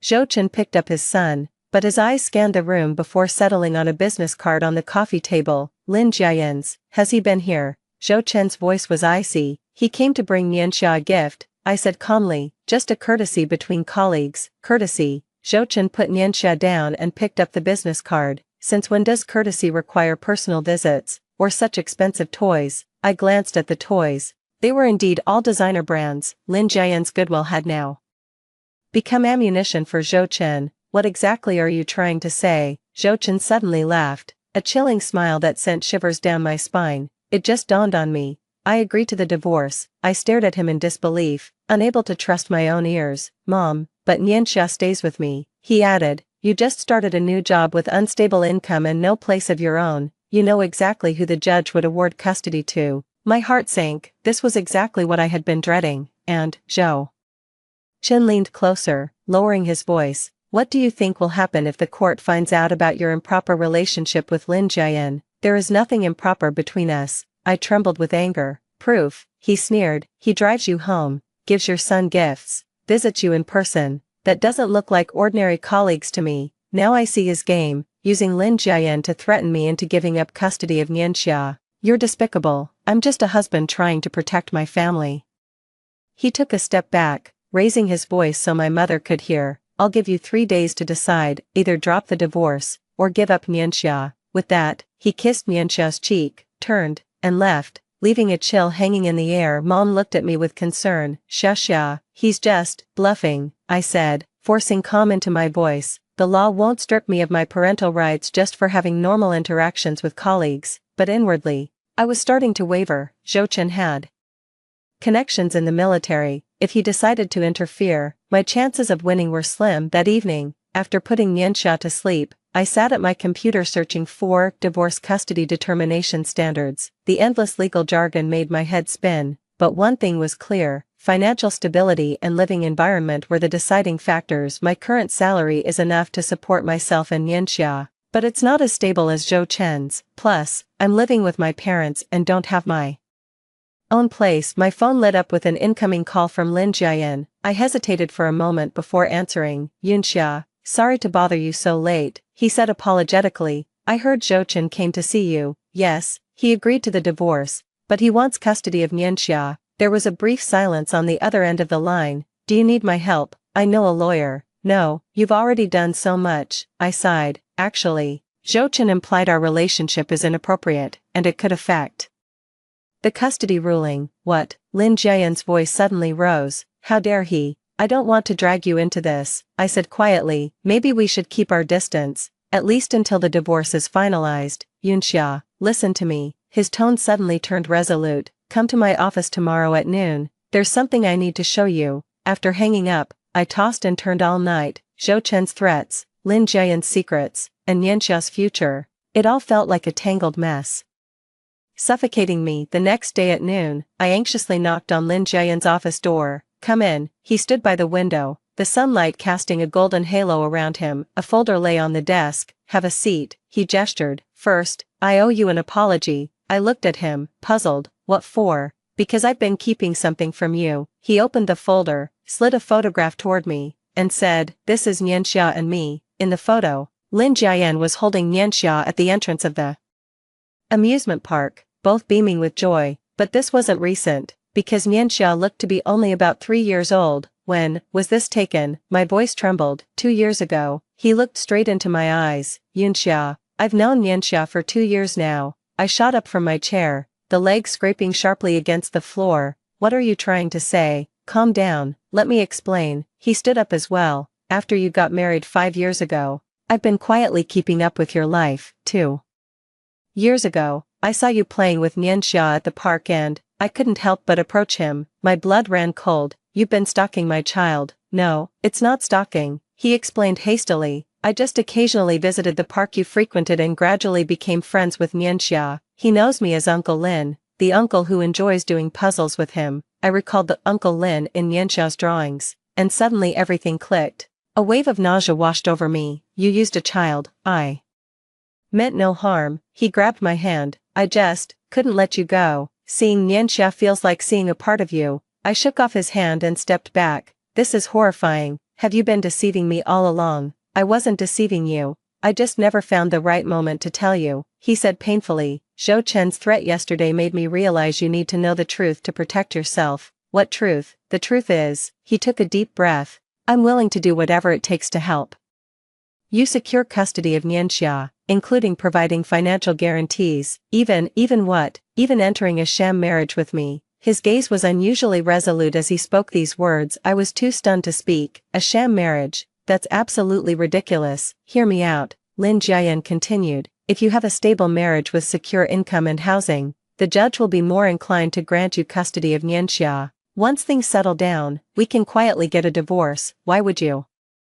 do this? Because I love you, he said simply. I always have, since high school. I slumped into the chair, my mind in complete disarray. Lin Jiayan's confession was so staggering that I had no idea how to respond. You don't have to answer me now, he said softly. Take your time to think it over. I'll be waiting whenever you're ready. When I left his office, I was completely dazed. The revelation of Lin Jiayan's covert attention towards Nianxia sent chills down my spine, yet his proposal did offer a viable solution to my predicament. On my way home from work, I was so preoccupied with the matter that I nearly missed my bus stop. When I got home, my mother rushed up to me with a panicked expression. Xia, something terrible happened. What's wrong? My heart tightened with dread. Nianxia almost got lost in the park today. Thankfully, a kind woman brought him back. I rushed into the bedroom and finally breathed a sigh of relief when I saw Nianxia sleeping peacefully, safe and sound. Your dad took him to the park, and the moment he turned around,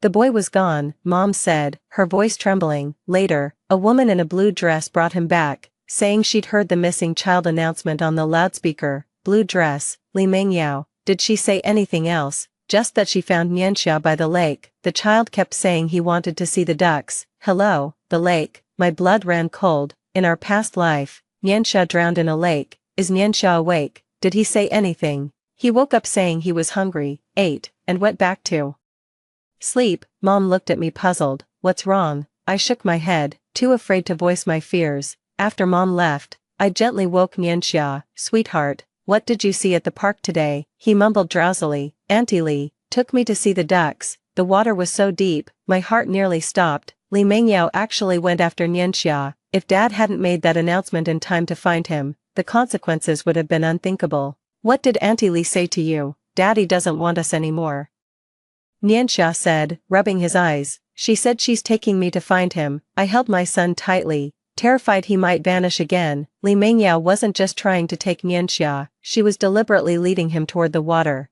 This was far beyond coincidence. My phone vibrated with an MMS from an unknown number. Opening it felt like plunging into an ice-cold abyss. The photo showed Lin Jiayan holding a young Nianxia while playing in a park, captioned, "Did you really think he showed up by chance?" Then came another message, "Meet me at Lakeside Park tomorrow at 10 a.m., come alone, or Nianxia's secret will be exposed to everyone." My hands trembled so badly I could barely hold the phone. How did Li Mengyao get that photo? What's her connection to Lin Jiayan? What's really going on behind all this? At 5 in the morning, I sat by Nianxia's bed, watching his sleeping face as I gently traced his features with my fingers. Dawn was breaking outside, birds were singing back and forth, everything seemed so peaceful, as if last night's threatening text was just a bad dream. The photo on the phone screen was crystal clear, Lin Jiayan holding a young Nianxia, both beaming with radiant smiles. The timestamp showed it was taken 2 summers ago, when Nianxia was just 3 years old. How did Li Mengyao get this photo? Does she know Lin Jiayan? Or could there be some connection between them? Nianxia turned over in her sleep, her tiny hand grasping at the air as she murmured, "Mommy." I held his small hand, my heart wrenching with agony. In my past life, my child had drowned in that very lake, and now Li Mengyao was asking me to meet at the same lakeside park. It was a trap,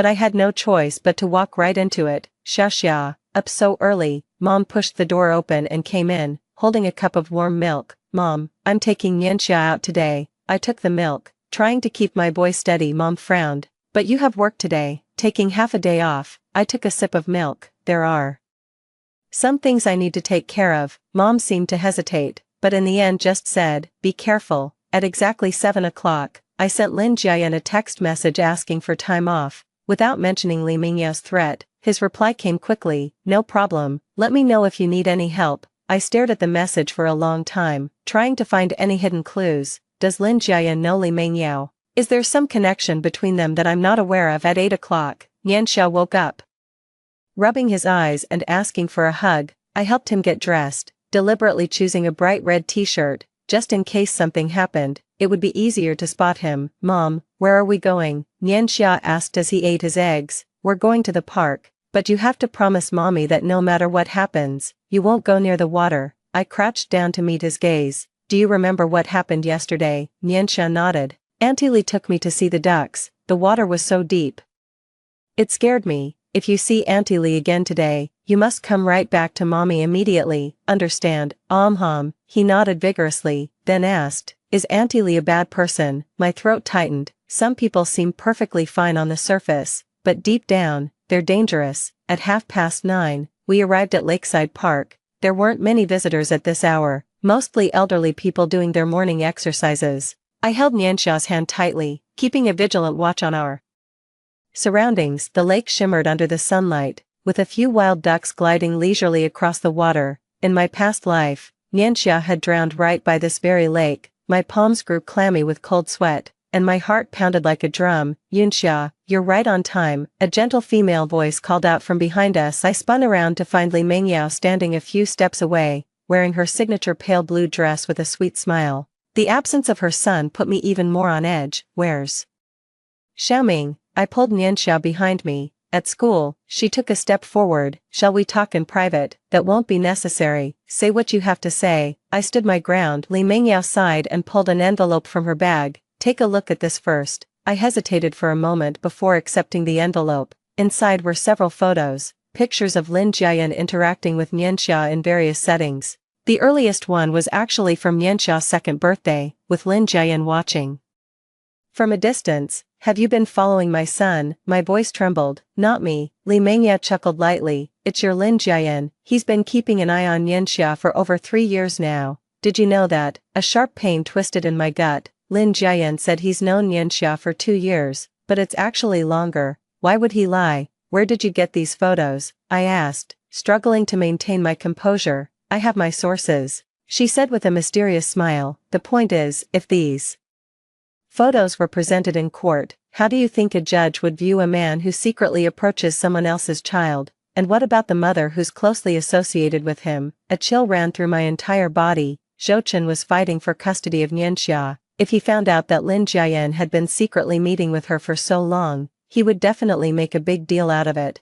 What do you want? I asked bluntly. Li Mingyao's eyes lit up. It's simple. First, give up custody of Nianxia. Second, leave this city. Impossible, I blurted out. Don't be so quick to refuse. She stepped closer, lowering her voice. Sister Yunxia, why do you think Brother Zhou suddenly agreed to the divorce? Because he knows Nianxia would be better off without you. Those words stabbed straight through my heart like a knife. Does Zhou Chen really think that? Who the hell do you think you are? I sneered. What gives you the right to decide my son's future? Li Mingyao's expression twisted with rage. Because I can give him a better life. Because I can make Brother Zhou happy, and you'll only hold them back. Her violent reaction shocked me. This wasn't just friendly advice, it was pure, naked jealousy and possessiveness. You're in love with Zhou Chen. It suddenly dawned on me. Since when? Li Mingyao took a deep breath, her gentle smile returning. That doesn't matter. What matters is, if you don't agree to my terms, these photos will end up in front of Brother Zhou and the judge. When that happens, you won't just lose Nianxia, you'll drag Lin Jiayan down with you. Nianxia fidgeted restlessly behind me. Mommy, I want to go home, just a little longer, sweetheart, I soothed him, then turned to Li Mingyao. Give me 3 days to think it over. I need your answer by tomorrow noon. She turned to leave, then glanced back and added, oh, and don't even think about telling Lin Jiayan. if he finds out you've seen these photos, who knows what he might do. I mean, stalking a child for over 3 years, that's not normal by any measure, is it? Watching her walk away, my legs went weak and I could barely stand. Nianxia tugged at my hand and said, "Mom, your hands are freezing." I forced a smile and replied, "It's okay, sweetie, let's go home." Once we got home, I handed Nianxia over to my mom, immediately called my company to take the whole day off, then locked the bedroom door and took another look at those photos. Each photo was taken at a different time and place, some even close-up shots. Lin Jian was either holding Nianxia, giving him toys, or just watching from a distance. The most chilling one was taken downstairs at my apartment. He stood by his car, his gaze fixed on my window. This wasn't a chance encounter, but a long-term, calculated approach. Who is Lin Jian really? Does he truly love me as he claims, or is there another motive behind it all? My phone suddenly rang. It was Lin Jian. I hesitated for a moment but answered anyway. "Yunxia, are you okay?" His voice was full of concern. "I heard you took some time off. I'm feeling a bit unwell." I tried to keep my voice steady. "Do you want me to come over?" "No." I overreacted, then quickly tried to fix it. I just need some rest." A few seconds of silence passed on the other end of the line. "What's wrong? You can tell me." I bit my lip, unsure how to respond. Li Mingyao's warning echoed in my ears, but if I didn't uncover the truth, I might be walking into even greater danger. "Lin Jian," I finally spoke up. "Do you know Li Mingyao?" The other end of the line fell into an eerie silence. After what felt like an eternity, he finally replied, "Why do you ask? Answer me." My voice began to tremble. "I know her," he said cautiously. "She's the widow of Zhou Chen's comrade-in-arms." "Is that all?" I pressed. "There's nothing else between you?" Another silence followed before he said, "Yunxia, let's talk in person. This isn't something to discuss over the phone. Tell me now." I was practically screaming. "Do you actually know her? What's the story with those photos? What pictures?" His voice suddenly tensed. "Don't pretend." Tears streamed down my face. "You've been stalking my son for over 3 years, taking so many pictures." Li Mingyao showed them all to me today. A thud came from the other end of the line, like he'd bumped into something. "Yunxia, listen to me. It's not what you think." "Then what is it?" I choked back. "Have you been lying to me all this time?" "I didn't lie to you." His voice suddenly firmed. "Li Mingyao took those photos, not me." I was stunned. "What? Li Mingyao and we know each other," he said with difficulty. "She used to be my fiancée." This information hit me like a lightning bolt. Lin Jian and Li Mingyao were engaged 5 years ago. Li Mingyao and I were about to get married, he continued, but 1 month before the wedding, she suddenly called it off, saying she'd fallen for someone else. That person was Zhou Chen's comrade-in-arms, Zhang Jianjun. My mind was racing. So Li Mingyao first dumped Lin Jian, married Zhou Chen's comrade-in-arms, then after he died, she set her sights on Zhou Chen. After Zhang Jianjun died, Li Mingyao started getting close to Zhou Chen, and I stumbled upon this by chance. Lin Jian's voice grew somber. "I began keeping tabs on her, which led me to you and Nianxia. I admit, at first I approached you both to get back at her, but later." "Later what?" I asked coldly. "I ended up truly falling for you." His voice was thick with anguish. "I know how absurd that sounds, but it's the truth. Those photos were taken when Li Mingyao had me followed. She wanted to use them against me. I didn't know who to believe." Li Mingyao claimed Lin Jian was stalking Nianxia, while Lin Jian insisted Li Mingyao was the one having him followed. Which one of them was lying? "Yunxia, please just give me a chance to explain everything in person," he pleaded.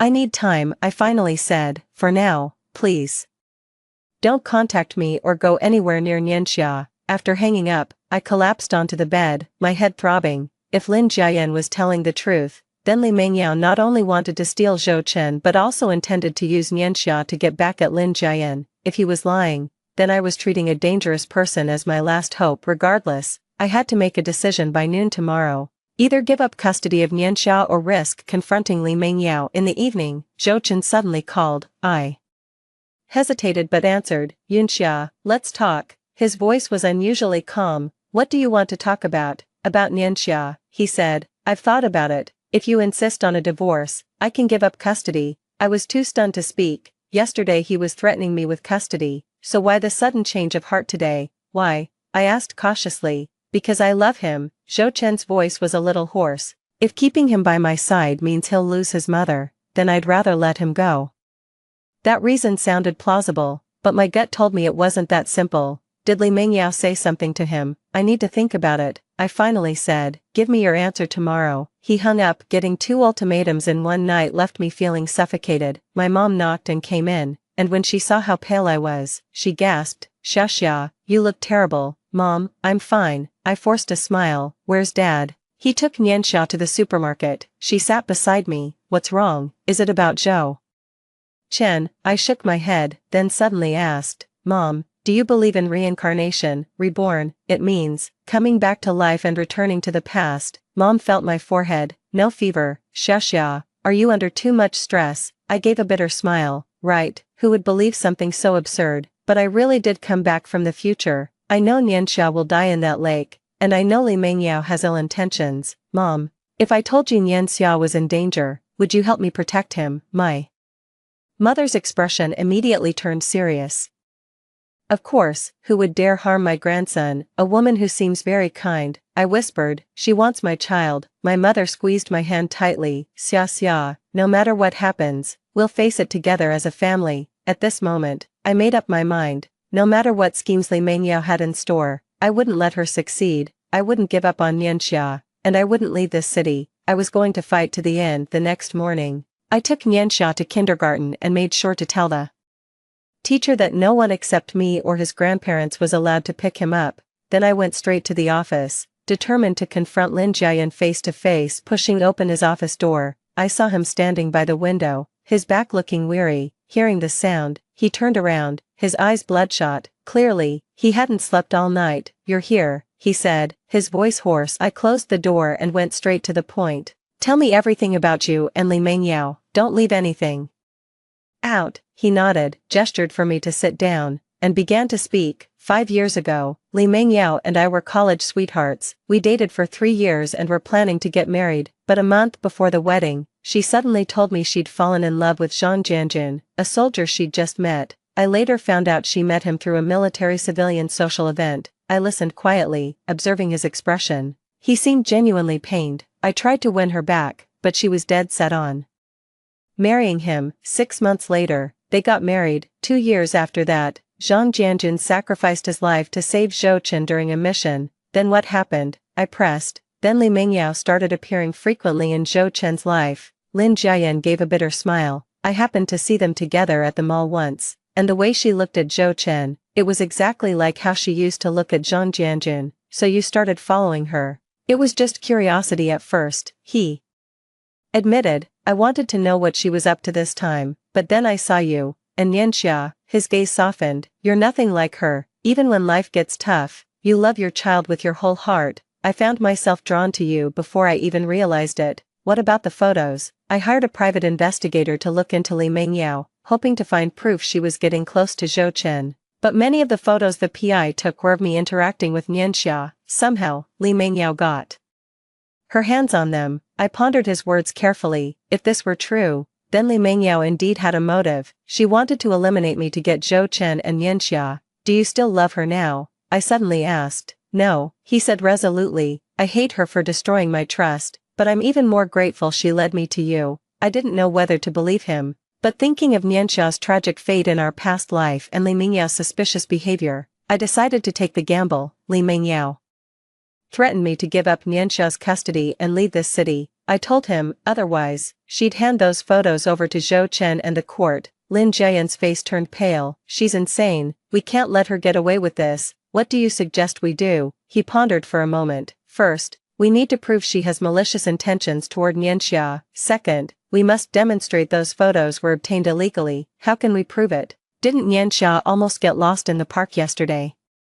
His eyes lit up. "If we can get him to tell us what happened." I shook my head. "He's only 5. His testimony might not hold up in court." "Surveillance cameras." Lin Jiayan suddenly stood up. "The park must have security cameras. If we can get footage of Li Mingyao taking Nianxia to the lakeside." The idea sent a jolt through me. If we had solid evidence that Li Mingyao deliberately led Nianxia to the water's edge, it would prove she's a danger to the child. Time is running out. She wants my answer by noon. Lin Jiayan checked his watch. "It's 9:30 now. Let's head to the park management office immediately." We hurriedly left the office and drove to Lakeside Park. On the way, I sent Li Mengyao a text, I need more time to think, she quickly replied, 3 p.m. at the latest, or the photos will end up on Zhou Chen's desk. The park management initially refused to provide surveillance footage, citing privacy concerns. However, they relented after Lin Jiayan revealed his identity as a lawyer and hinted at potential child abduction. We pulled yesterday's surveillance footage and quickly spotted Nian Xia. The video clearly shows Li Mengyao holding Nian Xia's hand, walking towards the lake, and continuously pointing at the water, saying something. Nian Xia tried to turn back several times, but Li Mengyao kept pulling her along. This is enough to prove her malicious intent, Lin Jiayan said, squeezing my hand tightly. I nodded, my heart pounding. This could be the crucial evidence we needed to turn things around. What now? I asked. Go find Zhou Chen, he said, his voice firm and resolute. Make him see Li Mengyao for who she really is. At the entrance to Zhou Chen's military base, a sentry stopped our car. Lin Jiayan rolled down the window. We need to see Captain Zhou Chen, she said. It's urgent. The sentry looked at the ID, then shook his head. Commander Zhou is on the training ground. You can't enter without an appointment. I pushed the car door open and got out. Tell him his wife's life is in danger. The sentry hesitated for a moment, then picked up his walkie-talkie. 5 minutes later, Zhou Chen strode over, his military uniform soaked with sweat and his face still flushed from training. When he saw Lin Jiayan and me standing together, his eyes instantly turned cold. What's going on? He demanded. Let's find somewhere quiet to talk. I looked him straight in the eyes. It's about Li Mengyao. Zhou Chen frowned deeply, but still led us to the reception room. After closing the door, I immediately opened my phone and played the surveillance footage I had copied from the park management office. In the footage, Li Mengyao was holding Nianxia's hand, walking resolutely toward the lake. Nianxia tried to break free several times, but Li Mengyao kept a firm grip. The last segment even showed her crouching down, pointing at the lake and saying something to Nianxia. Zhou Chen's expression grew increasingly grim as the video played. When it ended, the room fell into a dead silence. What does that prove? He finally spoke, his voice raspy. She was just taking the child to see the ducks. See the ducks? I nearly screamed. Nianxia told me yesterday that Li Mengyao said you were taking him to the water's edge, and she's been hinting to Nianxia how dangerous the water is. Yunxia, you're being too sensitive. Zhou Chen shook his head. Mengyao has always been very fond of Nianxia. Lin Jiayan suddenly interjected. Battalion Commander Zhou, did you know Li Mengyao was once my fiancé? The words exploded in the room like a bomb. Zhou Chen whipped around to face Lin Jiayan, a flicker of shock in his eyes. What? 5 years ago, she left me for your comrade, Zhang Jianjun, Lin Jiayan said calmly, and now, she has her sights set on you. Zhou Chen's face flushed a deep red. That's absolute nonsense. I have proof. Lin Jiayan pulled a stack of photos from his briefcase, intimate pictures of Li Mengyao with various men. She specifically targets military men, especially those who are married. Before Zhang Jianjun, she had already broken up 3 military families. Zhou Chen snatched the photos, his fingers trembling slightly. I had never seen him so visibly shaken before. This can't be, he murmured. Jianjun died taking a bullet for me. I promised to take care of his wife and child. She's preying on your guilt, I said softly. Zhou Chen. She's using these photos to threaten me into giving up Nianxia's custody. I showed him the pictures of Lin Jiayan with Nianxia that Li Mengyao had sent me. For Zhou Chen flipped through them one by one, his expression growing darker. Finally, he looked up, his eyes filled with a pain and confusion I'd never seen before.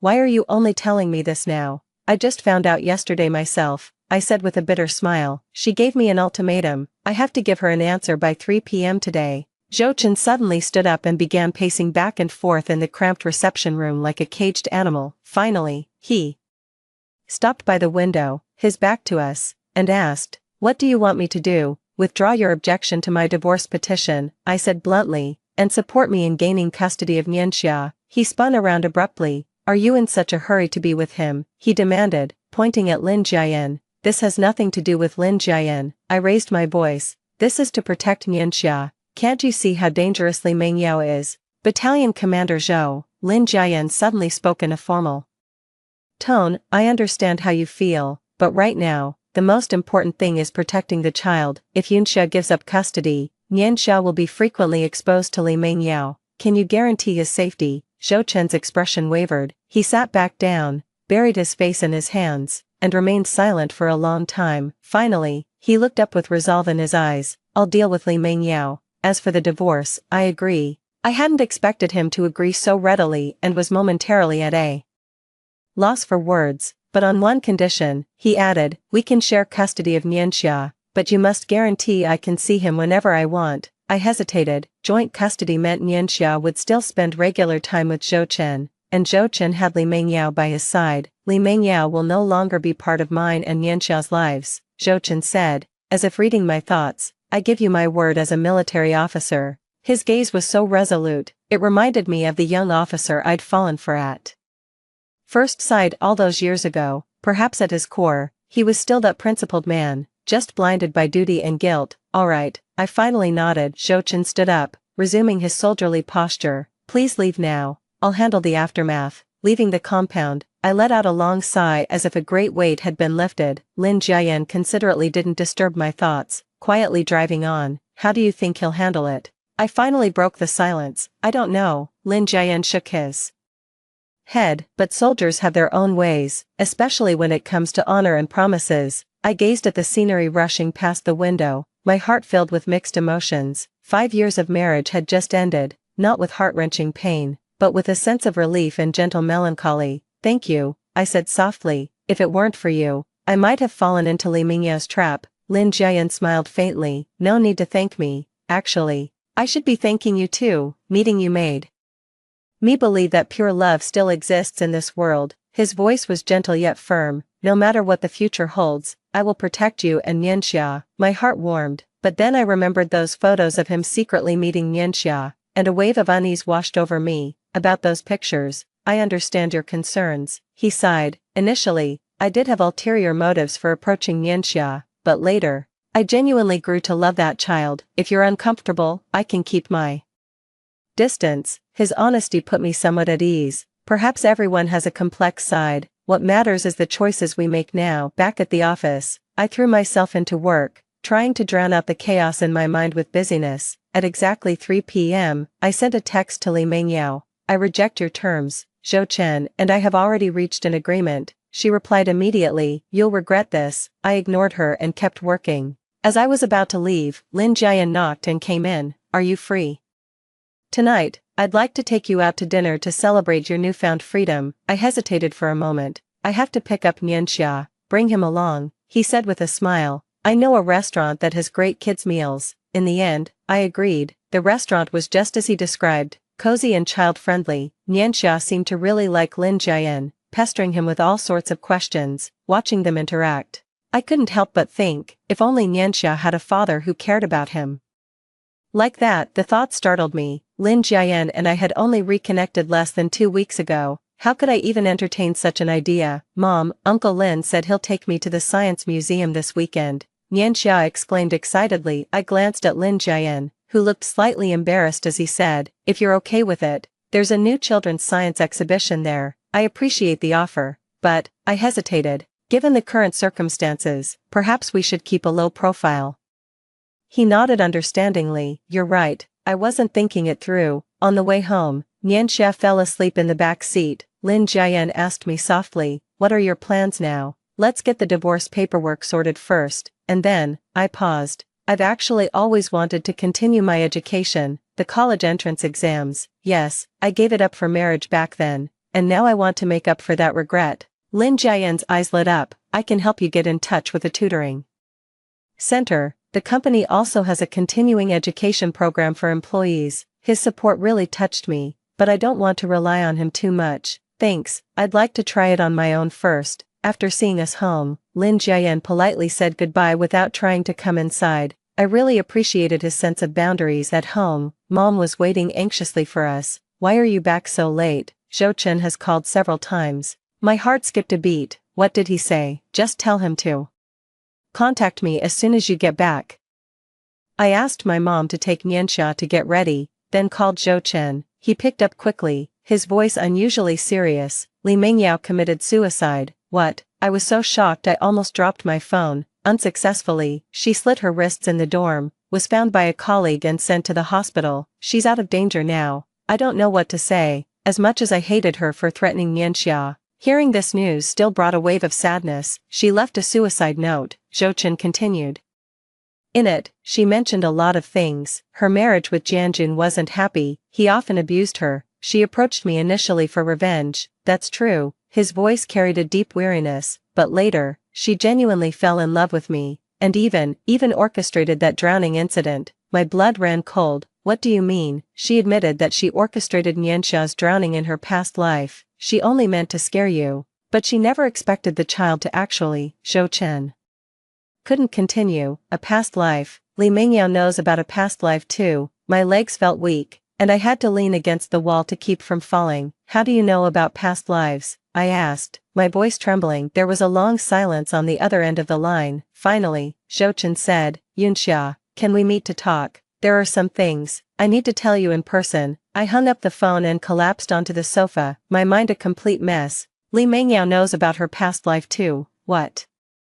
About Zhou Chen, what did he mean by what he just said? My mom looked at me worriedly. Xia, what's wrong? Li Mingyao tried to kill herself, but failed. I answered mechanically. My mom gasped, oh my god, why? She's madly in love with Zhou Chen, I murmured, when a sudden thought struck me. If Li Mingyao had also been reborn, did she remember Nianxia's death in their previous life? Was that why she was targeting Nianxia? Early the next morning, after dropping Nianxia off at kindergarten, I went straight to the hospital. Zhou Chen was standing outside the ward, dark circles heavy under his eyes, clearly having stayed up all night. How is she? I asked. She's asleep, he said, his voice hoarse. The doctor says she needs psychological therapy. I peered through the small window in the door. Li Mingyao lay on the hospital bed, her wrist bandaged, her face as pale as a sheet. She looked nothing like the woman who always had a gentle smile. What you said last night, I whispered. Zhou Chen motioned for me to follow him. We went up to the hospital rooftop, where the morning breeze was cool. He lit a cigarette and took a deep drag. I never knew he smoked. Yunxia, do you believe in resurrection? He suddenly asked. My heart skipped a beat. What do you mean? It's about going back to the past, starting over. He blew a smoke ring. You've changed so much this past month, almost like you suddenly knew what was going to happen. I nervously gripped my bag strap. What are you trying to say? He turned and looked straight into my eyes. Did you dream about it too? The day Nianxia drowned, you too. I latched onto the keyword instantly. You had the dream. Zhou Chen stubbed out his cigarette, hands trembling slightly. It wasn't just a dream. That day, I really did save Xiaoming instead of Nianxia. For the next 30 years, we became like strangers, and you never forgave me, even on your deathbed. I felt as if struck by lightning, my legs buckling beneath me. Had Zhou Chen been reborn too? Did he remember everything from our past life? You're also, I stammered, completely at a loss for words. Reborn? He gave a bitter smile. Yes, when I woke up and realized I'd gone back to before the tragedy, I swore I'd save Nianxia this time, but I never expected you to suddenly ask for a divorce. We stood in silence, both stunned by this absurd reality. Two people who had been reborn, a mother who knew of the future tragedy, and a father trying to atone for his past mistakes. What about Li Mingyao? It suddenly occurred to me. Did she get reborn too? Zhou Chen shook his head. Not sure, but her suicide note mentioned many things only someone from our past life would know, including how she deliberately led Nianxia into the deep water. A sharp pain twisted in my stomach. So Nianxia's death in my past life wasn't an accident, it was murder. Why? My voice trembled. Why would you harm my child? She believed that if Nianxia were gone, I would be with her. Zhou Chen closed his eyes in anguish. After Jianjun's death, her mental state hasn't been right. I remembered how Li Mingyao always acted fragile and kind in front of Zhou Chen in my past life, yet behind the scenes, she would say terrible things to Nianxia. It was all an act. What are you going to do now? I asked. Having calmed down, I've reported the situation to my superiors and requested a transfer. He opened his eyes, his gaze resolute. She will receive the necessary treatment and supervision, and won't come near you or Nianxia again. What about the divorce? I agree, he said decisively. I wronged you too much in our past life. In this one, I just want you to be happy. The man who was once so proud now stood before me with tears in his eyes, admitting his mistakes and begging for forgiveness. I thought I would feel triumphant, but all I felt was an overwhelming weariness and a sense of release. Thank you, I said softly, about the rebirth. I won't tell anyone, he promised, not even Lin Jiayan. At the mention of Lin Jiayan, my heart tightened. Was there more to his approach towards Nian Xia than met the eye? When I got home, I opened my computer and searched for Lin Jiayan Trading Company. A flood of business news popped up, all positive reports about his company. He seemed like a legitimate businessman. I then searched for Lin Jiayan Li Mengyao, but found almost nothing. There was only one photo from an alumni gathering 3 years ago, where they stood far apart, showing no discernible connection. Suddenly, my phone rang. It was Lin Jiayan. Yun Xia. Good news, he said, his voice excited. Remember you mentioned wanting to continue your studies last time. I contacted the City University's Adult Education College, and they have a special admissions program where you can get into some majors without an entrance exam. I was stunned. That fast? It's just in time for the autumn semester registration deadline, he said with a smile. If you're interested, I'll bring you some information tomorrow. After hanging up, I fell into deep thought. Lin Jiayan was so invested in my situation. Was it genuine concern, or did he have an ulterior motive? If he really had a grudge against Li Mengyao, was he approaching me to get back at her? But then again, if it weren't for his help, I might have fallen into Li Mengyao's trap and lost custody of Nian Xia. His actions really did help me a great deal. The next day, Lin Jiayan arrived as promised, carrying a stack of enrollment brochures. I invited him in, and my mom warmly poured him some tea. These are all majors that would suit you, he said, pointing to various materials. Considering you have a child, the course schedules are quite flexible. I flipped through them, and they were indeed very appealing. In my previous life, giving up my studies for marriage had always been a regret. Thank you, I'll give them serious thought. He smiled and nodded, then pulled an envelope from his briefcase. Also, here's the company's application form for employee further education funding. If you're accepted, the company will cover 70% of your tuition fees. I looked at him, surprised. Isn't this a bit much? I've only been here for less than 2 weeks. Company policy applies to everyone, he said gently. If you don't believe me, ask your colleagues. As I was seeing him out, he suddenly turned around. Oh, by the way, about Zhou Chen. Has that situation been resolved? I hesitated for a moment, then decided to test him. Well, Li Mengyao won't be bothering us anymore. A complex emotion flickered in his eyes. That's good. How is she now? She's in the hospital. Stable. I watched his reaction. You seem quite concerned about her. Just curious. He pushed up his glasses. After all, she was once my fiancée. His candid response took me by surprise. He'd been avoiding the subject all along, but now he was bringing it up himself. Why did you break up? I asked directly. Lin Jiayan sighed. Because she fell for someone else. It was painful at the time, but looking back, it was a relief. She wasn't as simple as she appeared on the surface. That statement was loaded with meaning. Did he also know Li Mengyao's true nature? Yun Xia, he said, looking at me intently. I know you have your doubts about me, and that's perfectly understandable, but please believe me, my concern for you and Yun Xia is genuine. I didn't know how to respond, so I just nodded. That evening, after I'd tucked Yun Xia into bed, I received a text from Zhou Chen. The divorce papers are ready. Let's meet at the Civil Affairs Bureau tomorrow at 10 a.m. I replied, okay. Putting down my phone, I looked around the home I'd lived in for 5 years. Starting tomorrow, I'll officially be saying goodbye to my marriage and beginning a brand new life. In my past life, I gave up everything for love. This life, I'm going to live for myself and Nian Xia. As for Lin Jiayan, time will tell if his feelings are true, but right now, the first thing I need to do is learn to stand on my own 2 feet. At the entrance of the Civil Affairs Bureau, Zhou Chen was already waiting, his military uniform crisp, standing tall and straight like a pine tree. As I approached, he gave a slight nod, his eyes filled with a complex expression. Did you bring the agreement? I asked directly. Got it. He patted his briefcase. As we agreed, joint custody. But Nian Xia primarily stays with you. We walked into the hall in silence, took a number, and queued up. Most of the people around us were couples there to register their marriage, their faces glowing with happiness. 5 years ago, Zhou Chen and I had been among them. Yun Xia, he said suddenly, in our past life, you hated me for 30 years. It wasn't a question, but a statement. I looked up at him and noticed the hardened soldier's eyes were slightly red. Hating is too exhausting, I murmured. In this lifetime, I just want to let go. His Adam's apple bobbed. What if? What if?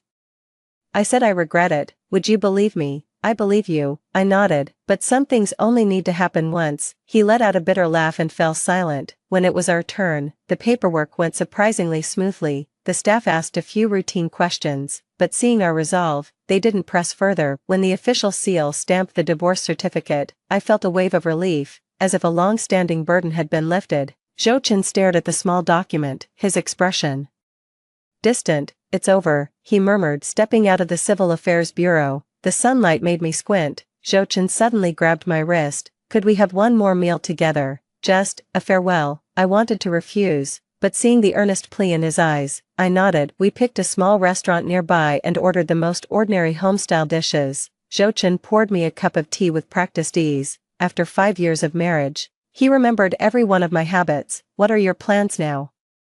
he asked. "I'm preparing for the adult college entrance exam," and then, I hesitated. Lin Jiayan helped me get into a continuing education program at the municipal university. Zhou Chen's fingers tightened around the teacup, his knuckles turning white. "Do you trust him?" "Not entirely," I admitted frankly, "but he has genuinely helped me a great deal." "Be careful," Zhou Chen said in a hushed tone. "I've looked into him. His background is complicated." My heart tightened. "What do you mean?"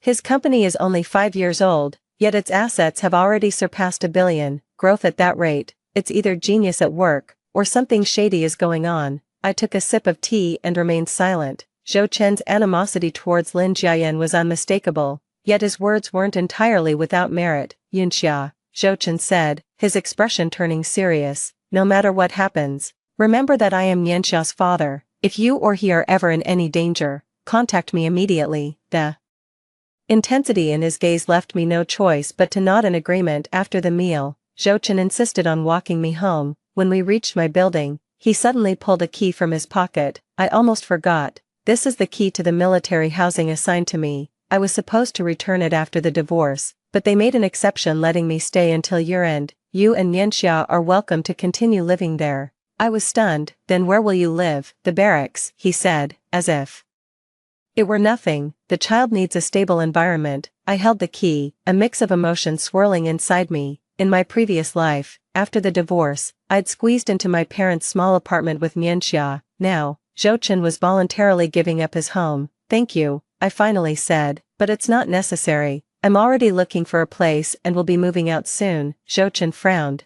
"At least stay until we find a suitable place. After all, Yanxia grew up in that house." He had a point. Yanxia was already dealing with her parents' divorce. Suddenly changing her environment on top of that might be too much for her. "Alright, we'll stay for now," I conceded. "I'll pay half the rent." Zhou Chen seemed about to say something, but in the end, he just sighed. "Have it your way." When I got home, Mom was playing with building blocks with Yanxia. She saw the divorce certificate in my hand, didn't ask anything, and just gave me a hug. "Grandma, what's this?" Yanxia asked curiously, pointing at the red booklet.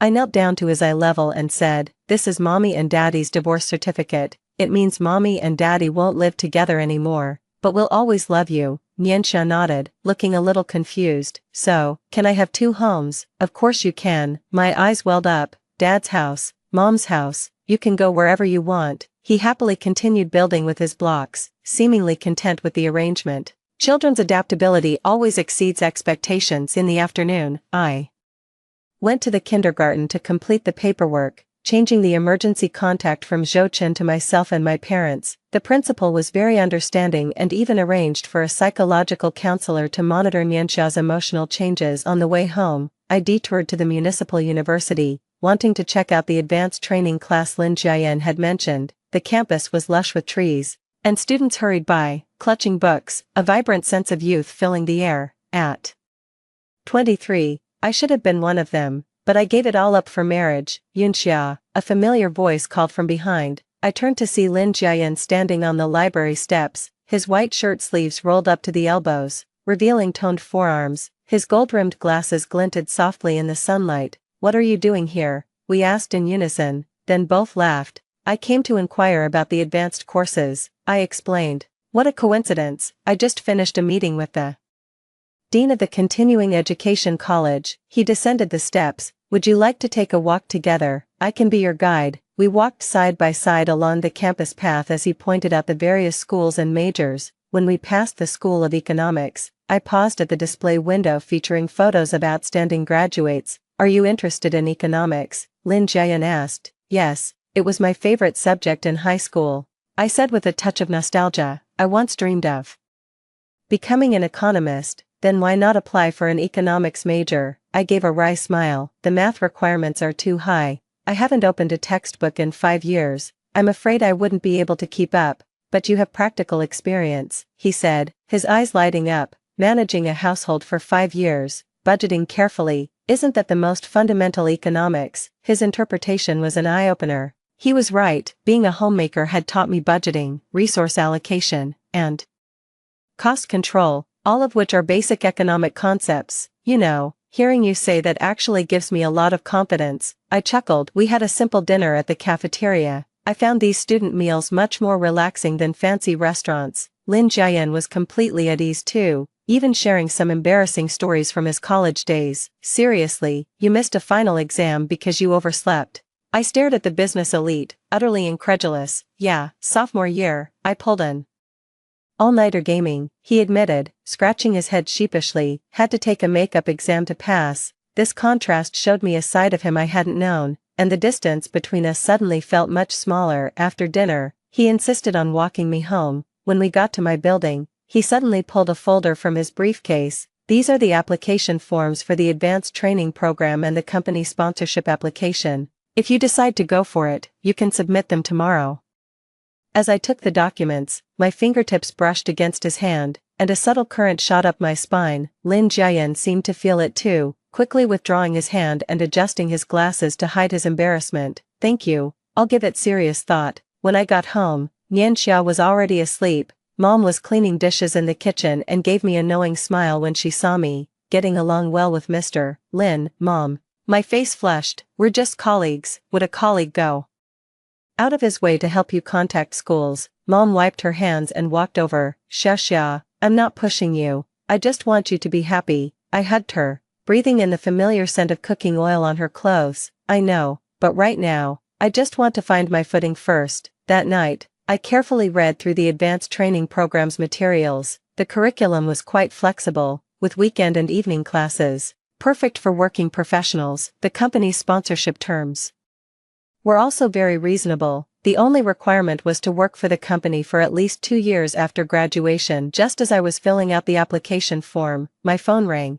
It was an unknown number. Sister Yunxia. It's me. A weak female voice came through. My whole body stiffened. Li Mengyao, how did you get my number? I asked coldly. Brother Zhou is still listed as the emergency contact at the hospital. He came in for paperwork today, and I secretly wrote down your number. Her voice was faltering, as if she was in pain. I wanted to apologize to you. Don't bother. Just focus on getting better. I was about to hang up. Wait, she said urgently. I know what I did is unforgivable, but there are things you need to know. About Lin Jian. My heart raced. What do you mean? He's getting close to you for a reason. Li Mengyao lowered her voice. He hates me and wants to hurt you to get back at me. I tightened my grip on the phone. Why are you telling me this? Because I truly care about Brother Zhou, and I don't want to see him deceived. She coughed lightly. Can we meet at the hospital garden tomorrow at 3 p.m.? I'll bring the evidence. No need. I hung up directly, but her warning planted a seed of doubt in my mind. The next day at work, I was restless. Although Li Mingyao's words weren't trustworthy,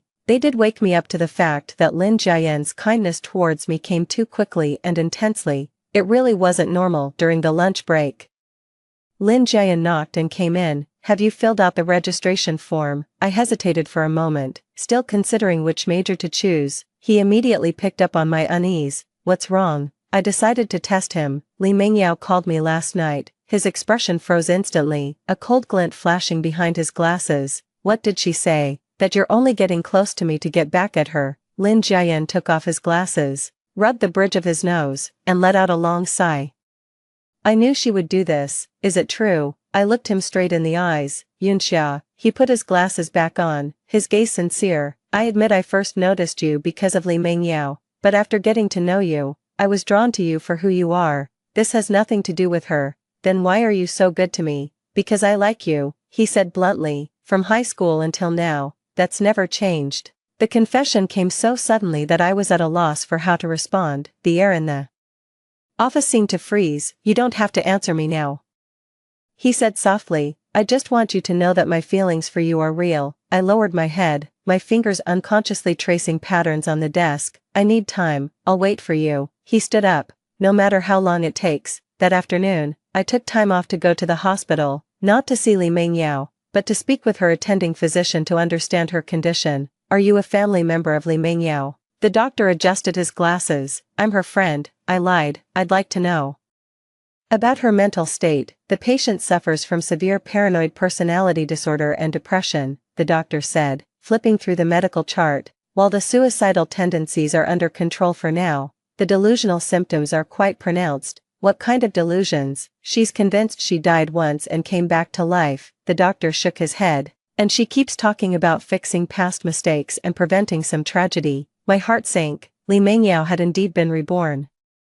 But she seemed to be blurring the lines between reality and delusion, her mental state dangerously unstable. Is she well enough to be discharged? She needs at least 2 more weeks of observation. The doctor closed the medical chart. Since you're her friend, please try to counsel her. It's crucial that she takes her medication on time. Leaving the hospital, I stood in the sunlight but felt a sudden chill. 2 reincarnators were already absurd enough, and now we had Li Mengyao, who was mentally unstable. This was starting to feel more and more like a surreal nightmare. When I got home, I noticed Nianxia seemed down. What's wrong, sweetheart? I stroked his head. Daddy said he'll be away on a long business trip. Nianxia pouted. I miss Daddy. My heart sank. Zhou Chen was going on a business trip. Why hadn't he mentioned it yesterday? I tried calling him, but his phone was switched off. It wasn't until 9 p.m. that he finally called back. Sorry, I was assigned a last-minute task.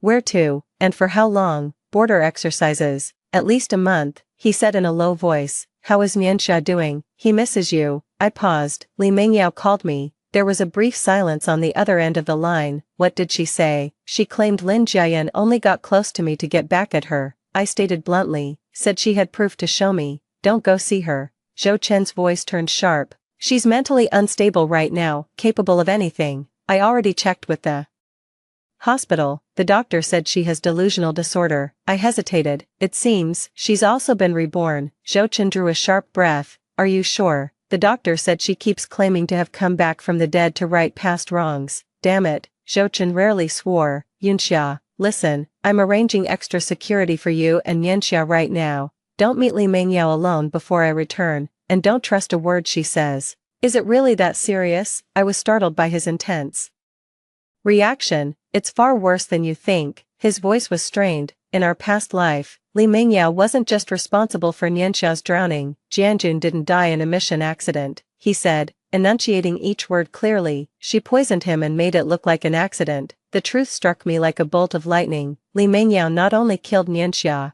but also her own husband. It was in her suicide note. Zhou Chen said bitterly. She claimed Jianjun abused her, so she poisoned him out of revenge. Later, she killed Nianxia because she wanted to take your place. My legs went weak, and I had to lean against the wall to steady myself. For 30 years in my past life, I had hated Zhou Chen, never realizing the real monster was that seemingly fragile Li Mengyao. I'll be careful, I finally said. You should watch out for yourself too. After hanging up, I collapsed onto the sofa, my mind in complete disarray. All the tragedies from my past life stemmed from Li Mengyao's madness. With her current unstable mental state, would she harm Nianxia again? The doorbell suddenly rang. I cautiously peered through the peephole. It was Lin Jiayan. Sorry to bother you so late, he said, standing outside the door with a file folder in his hand. There's something urgent I need to discuss with you. After a moment's hesitation, I opened the door. He looked travel-worn, with fine beads of sweat glistening on his forehead. I just came back from the hospital, he said directly. Met with Li Mengyao's attending physician. You're investigating her too? I asked in surprise. I was concerned she might pose a threat to you. He opened the document folder and pulled out a photocopy. These are the doctor's records of her delirious ramblings. They're disturbing. I took the document, which recorded Li Mengyao's delirious ramblings. Must stop the tragedy. This time I must save Xiaoming. The lake water is so cold. A child couldn't last long. These fragmented words pieced together a horrifying truth. Li Mengyao truly remembered events from her past life, and she seemed obsessed with changing something. Did she mention Nianxia? I asked, my voice trembling. Lin Jiayan nodded, turning to another page. Here, she said, that woman's child must disappear for brother Zhou to love me. My blood ran cold. Li Mengyao not only remembers her past life, but she's planning to repeat the same mistakes. We must protect Nianxia, Lin Jian said gravely. Does Zhou Chen know? He just got assigned to a business trip, I said anxiously. He mentioned he'd arrange for someone to protect us. Lin Jian frowned. Relying on others is never as good as relying on yourself. I have a suggestion. You and Nianxia should temporarily move in with me. What? My eyes widened in disbelief. I have a highly secure apartment in the east side of town with 24/7 surveillance and security, he quickly explained. This isn't about living together. You and Nianxia can take the master bedroom while I stay in the guest room. We'll figure things out once Zhou Chen returns. The proposal felt rather forward, but given the current danger, it made practical sense. My parents' place was in an old residential area with virtually no security measures. As for the military housing Zhou Chen had left behind, without him there now, it had ironically become an easy target. Let me think it over, I finally said. Lin Jian nodded, not pushing the issue. Just before he left, he suddenly turned back. Yunxia, whatever decision you make, I'll respect it, but please remember, your and Nianxia's safety comes first. His sincerity touched me deeply. Perhaps he genuinely wanted to help us. After Lin Jian left, I couldn't sleep a wink. At 3 a.m., I made a decision. I'd accept Lin Jian's offer and temporarily move in with him. Nothing was more important than Nianxia's safety. The next morning, I called Lin Jian to tell him my decision. He immediately arranged for people to help with the move, and his efficiency was astonishing.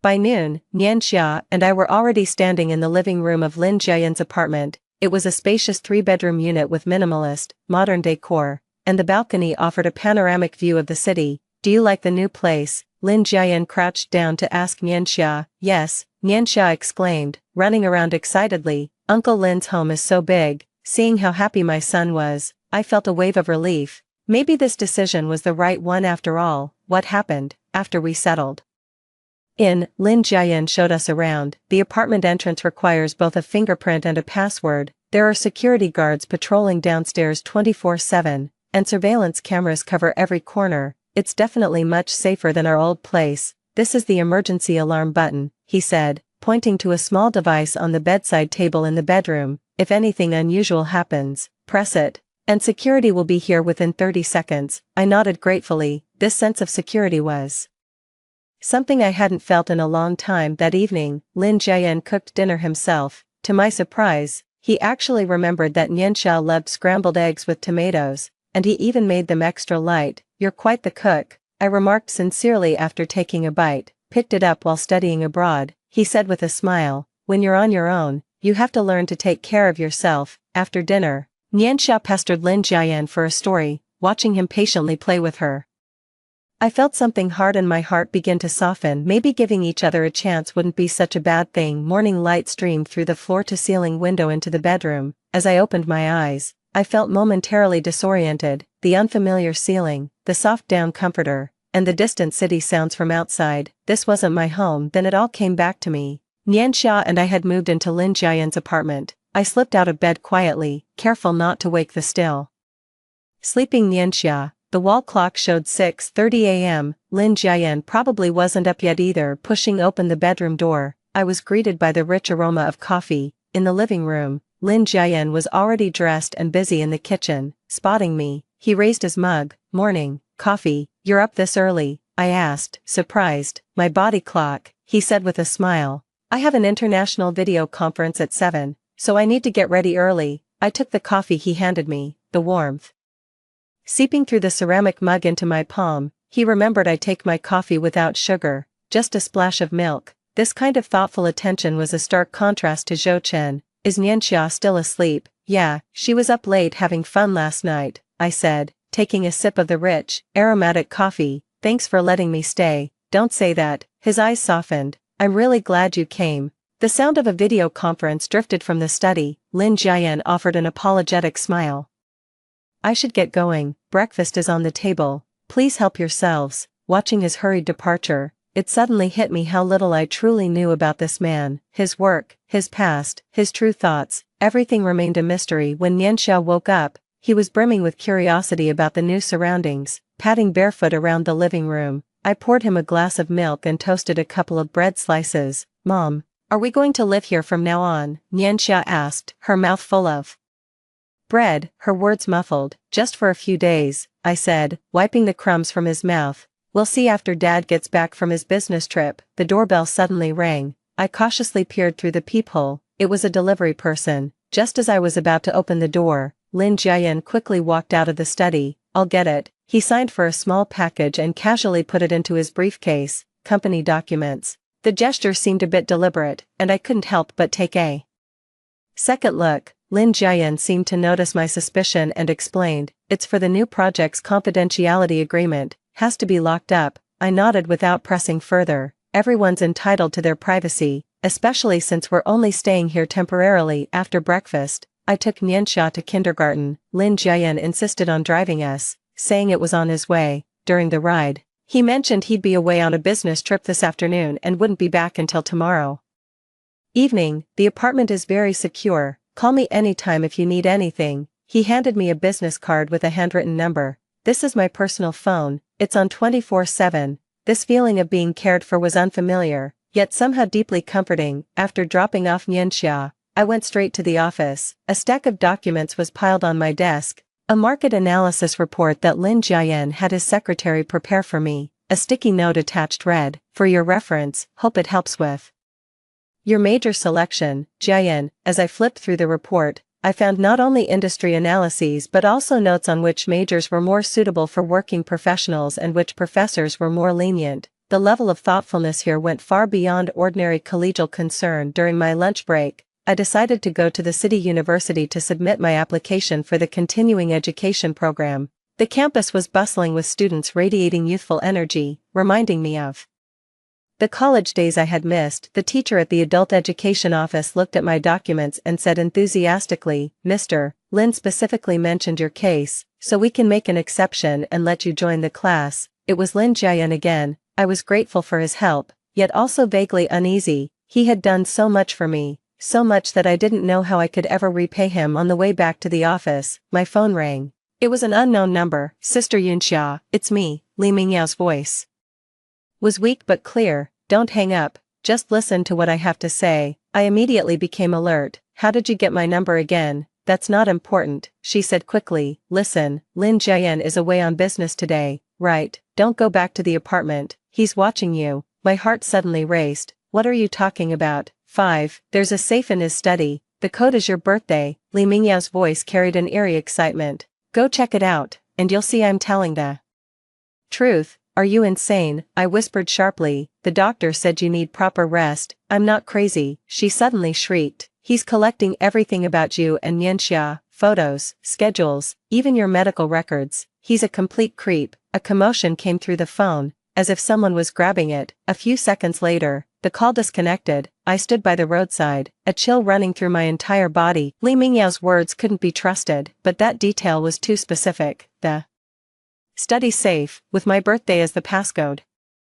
If she even knew that, it meant she either genuinely had inside information or her delusions were frighteningly precise. Back at the office, I was restless. Lin Jiayan's office door was closed, and his secretary said he had gone to the airport. After much hesitation, I still sent him a text. Li Mingyao called me again and said some strange things. When will you be back? He replied quickly, tomorrow night. Ignore her. The doctor said she has persecutory delusions. The apartment is safe, don't worry. His reply made sense, but my doubts weren't eased. When I picked up Nianxia after work, I made a detour to my parents' house and told my mom about Li Mingyao's call. That crazy woman. Mom trembled with anger. Harming others isn't enough for her. Now she's trying to drive a wedge between people. Mom, do you think Lin Jiayan is trustworthy? I couldn't help but ask. After all he's done for you, what ill intentions could he possibly have? Mom patted my hand. Don't let that woman lead you astray. The apartment was eerily quiet when we got home. With Lin Jiayan gone, the vast space held only the sound of Nianxia's and my breathing. While Nianxia watched cartoons in the living room,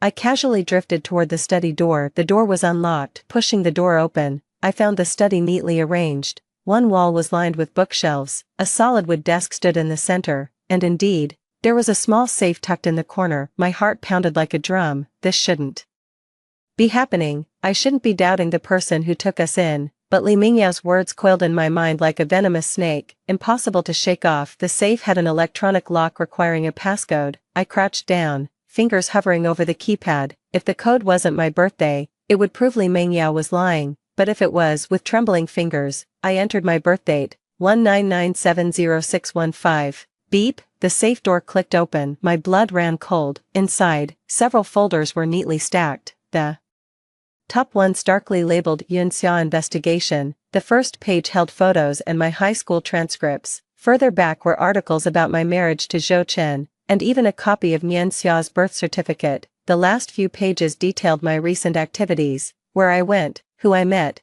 and even my divorce record with Zhou Chen from the Civil Affairs Bureau. At the very bottom was a sealed manila envelope, with Li Mengyao related scrawled on it in red ink. My hands trembled so badly I could barely hold the documents. Li Mengyao was telling the truth. Lin Jiayan had been collecting information about Nian Xia and me, everything, from high school until now. Mom, I'm hungry. Nian Xia's voice came from the living room. I hastily put the documents back in place and closed the safe. Walking out of the study, my legs felt as heavy as lead. In the kitchen, I mechanically reheated the dinner Lin Jiayan had prepared, my mind racing. Why was he collecting all this? When did it start, and what was inside that manila envelope? Mom, what's wrong? Nian Xia asked, tilting her little face up. I forced a smile. It's nothing, sweetie, let's eat. After dinner, I gave Nian Xia a bath and put him to bed. Once I was sure he was sound asleep, I immediately called Zhou Chen. The phone rang for a long time before he answered, and there was a lot of noise in the background. Yunxia, is something wrong?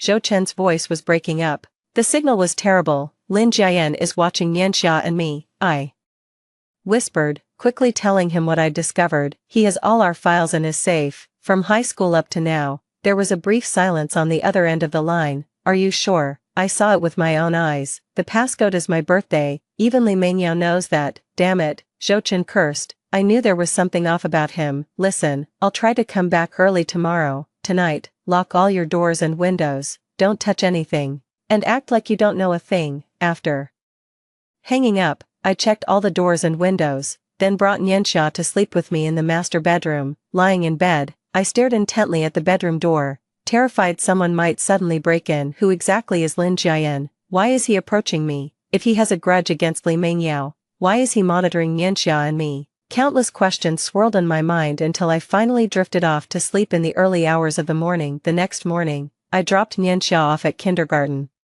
sporting dark circles under my eyes. All the way there, I cautiously scanned my surroundings for any suspicious individuals following us. At the office, I tried my best to act as if everything was normal. Lin Jiayan texted to say he'd be home at 7, and I replied that I'd have dinner ready. At 3 p.m., I took off work early and headed straight to the city hospital. I needed to confront Li Mengyao face to face and find out just how much she knew. The psychiatric ward was eerily quiet. At the nurse's station, I pretended to be Li Mingyao's cousin and managed to get a visitor's pass. She's emotionally unstable, so please don't say anything to upset her, the nurse warned. Li Mingyao's room was a private one, with protective bars on the window. She sat by the bed, staring blankly out the window. Hearing the door open, she slowly turned her head, a strange smile appearing on her pale face. You're here. Her voice was hoarse. See the safe? I closed the door and asked directly, how did you know the password was my birthday? Because he's been in love with you for 10 years, Li Mengyao chuckled. A control freak like him would obviously use your birthday as the code. Why was he collecting information about me? Because he's a control freak, she burst out, suddenly agitated. He was just the same when we were together, monitoring my every move. I couldn't take it anymore. That's why I chose Jianjun. I took a step back, eyeing her warily. What exactly is your relationship with Lin Jiayan? I told you, we were engaged. She calmed down, toying with the edge of her hospital gown. But he's always had feelings for you, ever since high school. After we broke up, he became even more obsessive, collecting information about you, even hiring someone to follow you. That's impossible. I shook my head. We were just ordinary classmates in high school. Not for him. Li Mingyao's gaze grew distant. There's a diary in his desk drawer, tracking your every move since high school, every time you smiled, who you talked to, what you wore, it's all in there. A chill ran down my spine. If what she said was true, Lin Jiayan's love for me had crossed the line from normal affection into a sick obsession. Why are you telling me this? Because I hate him. A flicker of madness flashed in Li Mingyao's eyes. He ruined my life, and I'm going to shatter his delusions. She grabbed my hand with a startling force and said, Do you really think he loves you? No, he just sees you as another collectible. Like those documents in his safe. Hearing the commotion, the nurse rushed in and pulled us apart. I was asked to leave the room, but Li Mingyao's scream still echoed in my ears. Go check that manila envelope, the truth is inside. Walking out of the hospital, I was trembling all over. I couldn't take Li Mingyao's words at face value, but the details were too specific to be pure delusion. Zhouchen texted me saying he'd arrive by 8 p.m. and asked me to wait for him before going back to the apartment, but I didn't want to wait any longer. I had to see for myself what was inside that manila envelope. Back at the apartment, I went straight to the study. The safe code was still my birthday, and the documents inside remained untouched. I took out the sealed manila envelope, hesitated for a moment, then tore it open. Inside were a stack of medical records and several photographs. The document on top made me gasp. It was a psychiatric evaluation report with the patient's name listed as Li Mingyao and the evaluating physician as Lin Jian. I quickly scanned the contents. The report detailed Li Mingyao's mental state: paranoid personality disorder, delusional disorder, antisocial tendencies. Most shockingly, it noted that Li Mingyao exhibited violent tendencies toward a specific child, Zhou Nianxia, and recommended close monitoring with legal measures to protect the child if necessary. The report was dated 3 months ago, long before Lin Jian and I reconnected. The photos were all candid shots of Li Mingyao approaching Nianxia in various settings: the park, outside the kindergarten, the supermarket. Each photo had detailed time and location records on the back. At the very bottom was a copy of a police report. The complainant was Lin Jian, and the content was an accusation against Li Mingyao for stalking and harassing a minor. The report date was 1 year ago. My hands trembled uncontrollably. These materials indicated that Lin Jian had been secretly investigating and protecting Nianxia long before I reunited with him. He likely collected information about me to understand the potential threat Li Mingyao posed to Nianxia and me. But why? Why was he so concerned about Nianxia's safety?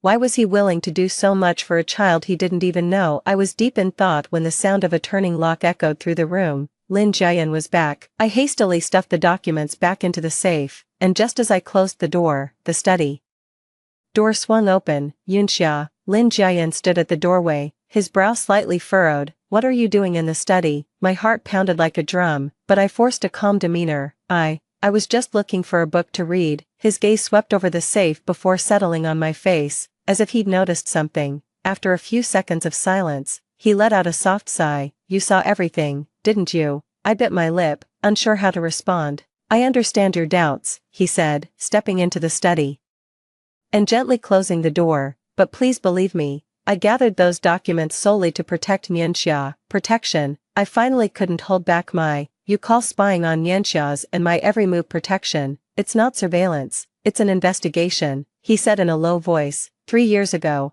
I happened to meet Li Mingyao at a business banquet. Even back then, she was showing clear signs of mental instability, constantly talking about correcting mistakes and saving children. 3 years ago, I interrupted, shocked. Nianxia was only 2 years old then. Yes, Lin Jian nodded. I noticed she was always staring at a photo of a child on her phone. I later found out it was your son. Out of concern, I started looking into her movements and discovered she frequently showed up at places where Nianxia was. My blood ran cold. Had Li Mingyao's obsession with Nianxia really been going on for that long? Why didn't you tell me sooner? At first I only had suspicions. No solid evidence, he said with a bitter smile. Later, when I gathered enough material to report to the police, they deemed the evidence insufficient and could only issue her a warning. I had no choice but to keep monitoring, hoping to prevent her from harming Nianxia. What about my information? Why did you even collect details from my high school years? Lin Jian's expression suddenly grew complicated. Because I needed to understand who Li Mingyao might target. As for the high school records, he paused. Those are my personal memories, Yunxia, he said, looking straight into my eyes. I've had feelings for you since high school, but I never had the courage to tell you. When I heard you got married, I buried those emotions deep inside. Those report cards and photos are the only mementos I have left. The confession caught me so off guard that I was left speechless. After we reunited, I wanted to tell you about Li Mingyao, but I was afraid it would scare you, he continued. When she actually made a move, I decided to step in. Having you and Nianxia stay here was also for your safety. My mind was in complete disarray. If what he said was true, Then behind his seemingly disturbing behavior was actually 3 years of silent protection, but it all felt too surreal. I didn't know how much of it to believe. Prove it to me, I finally said. Prove you're not spying on us, but protecting us. Lin Jiayan was silent for a moment, then walked to the bookshelf and took down a thick photo album. This is the evidence I've collected over the past 3 years of Li Mengyao stalking Nianxia. Each photo has the time and location, you can verify them. I opened the album, and it was filled with photos of Li Mengyao approaching Nianxia in various situations, pretending to run into her on a park bench, lingering outside the kindergarten, deliberately getting close to our shopping cart in the supermarket. Each one sent chills down my spine. And this, he said, opening his laptop and pulling up a surveillance video. This is footage from last week when she tried to pick up Nianxia from the kindergarten. Luckily, the teacher was alert and didn't let her succeed. In the video, Li Mengyao,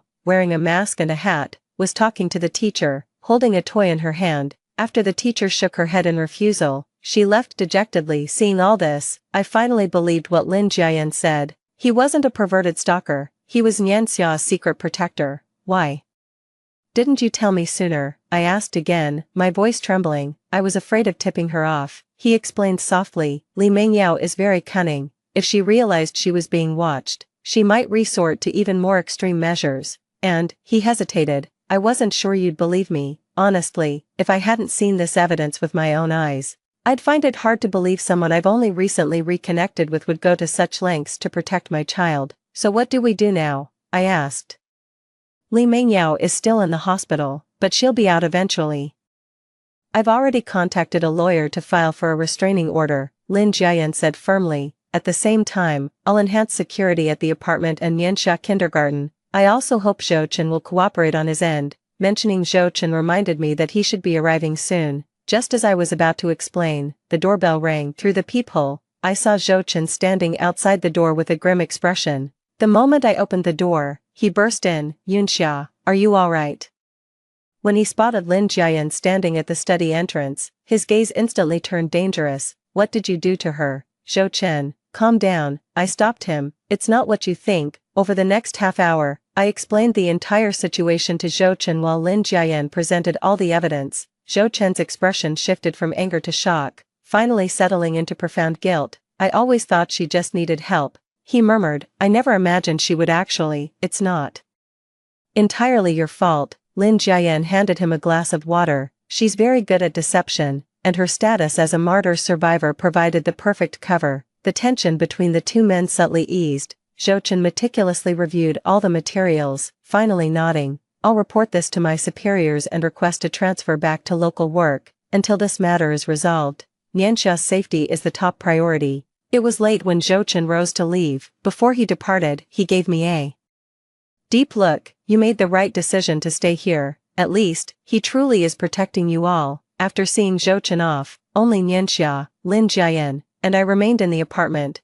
Nianxia was already fast asleep, completely unaware of the turmoil that had just unfolded. I'd understand if you want to move out now, Lin Jiayan said softly. My approach was indeed too extreme. As I looked at this man who had been quietly protecting Nianxia for 3 years, my doubts gradually gave way to gratitude. No, we'll stay, at least until the restraining order comes through. A flicker of relief passed through his eyes. Thank you for trusting me. I should be the one thanking you, I said sincerely. If it weren't for you, Nianxia might have already. I couldn't bring myself to finish that sentence. The image of Nianxia drowning in our previous life flashed before my eyes. And this time, I finally knew who the real culprit was. I will protect you both. Lin Jiayan's voice was firm yet gentle. No matter what it takes. In that moment, I realized that in this chaotic world, perhaps I could truly trust him. A year later, I stood before the mirror, gently smoothing out non-existent wrinkles on my wedding dress. The pure white satin shimmered with a pearlescent glow in the sunlight, while the hand-embroidered patterns along the hem were the result of 3 months of meticulous work by my mother and me. Mommy, you're so beautiful. Nianxia, dressed in a little suit, circled around my feet, his bow tie already askew. I knelt down to straighten his bow tie. My little gentleman looks quite dashing today too. Uncle Lin said I'm his best man. Nianxia puffed out his chest proudly. I'm in charge of carrying the rings. Mom pushed the door open, holding an antique jewelry box with slightly reddened eyes. Xia, this is what your grandmother left me. and now it's for you." She opened the box to reveal a pair of pearl earrings, their soft luster seeming to carry stories from years gone by. I carefully put them on, and the reflection in the mirror felt both familiar and strange, a 24-year-old bride with shining eyes and a smiling mouth, completely different from the person who had desperately started over just a year ago. "It's time," Mom said, wiping the corner of her eye. "Everyone's waiting for you." The wedding was held at Lin Jiayan's countryside villa. A white carpet was laid across the lawn, with seats for family and friends on either side. Holding my father's arm, I walked slowly toward Lin Jiayan beneath the floral arch. He wore a navy blue suit, and behind his gold-rimmed glasses, his eyes shone brilliantly, his gaze never leaving me and Nianxia. Nianxia skipped ahead, her tiny hand clutching the little pillow holding the rings, her expression adorably solemn. At the end of the red carpet, Dad placed my hand in Lin Jiayan's and whispered something that made him nod earnestly. Then Dad bent down, picked up Nianxia, and sat down next to Mom. "Nervous?" Lin Jiayan asked softly, his fingers gently stroking the back of my hand. "A little," I admitted honestly, "but mostly just happy." As the minister began reciting the vows, my gaze involuntarily drifted to the last row of the guest seats, where a figure in military uniform sat. Zhou Chen was alone, his hat brim pulled low, yet his straight posture still exuded a soldier's bearing. After the turmoil a year ago, Zhou Chen applied for a transfer back to local work and fully cooperated with the investigation into Li Mengyao. The court ultimately ruled that Li Mengyao must undergo compulsory psychiatric treatment and is prohibited from approaching me and Nianxia. As for Zhou Chen, the man who once made me feel both love and hate, he chose to quietly step aside. "Yunxia," Lin Jiayan squeezed my hand, pulling me back to reality. "It's time to say I do." I snapped out of my daze and saw the warm smiles from the minister and the guests. Taking a deep breath, I clearly spoke those three words, "I do." During the ring exchange, Nianxia eagerly rushed forward,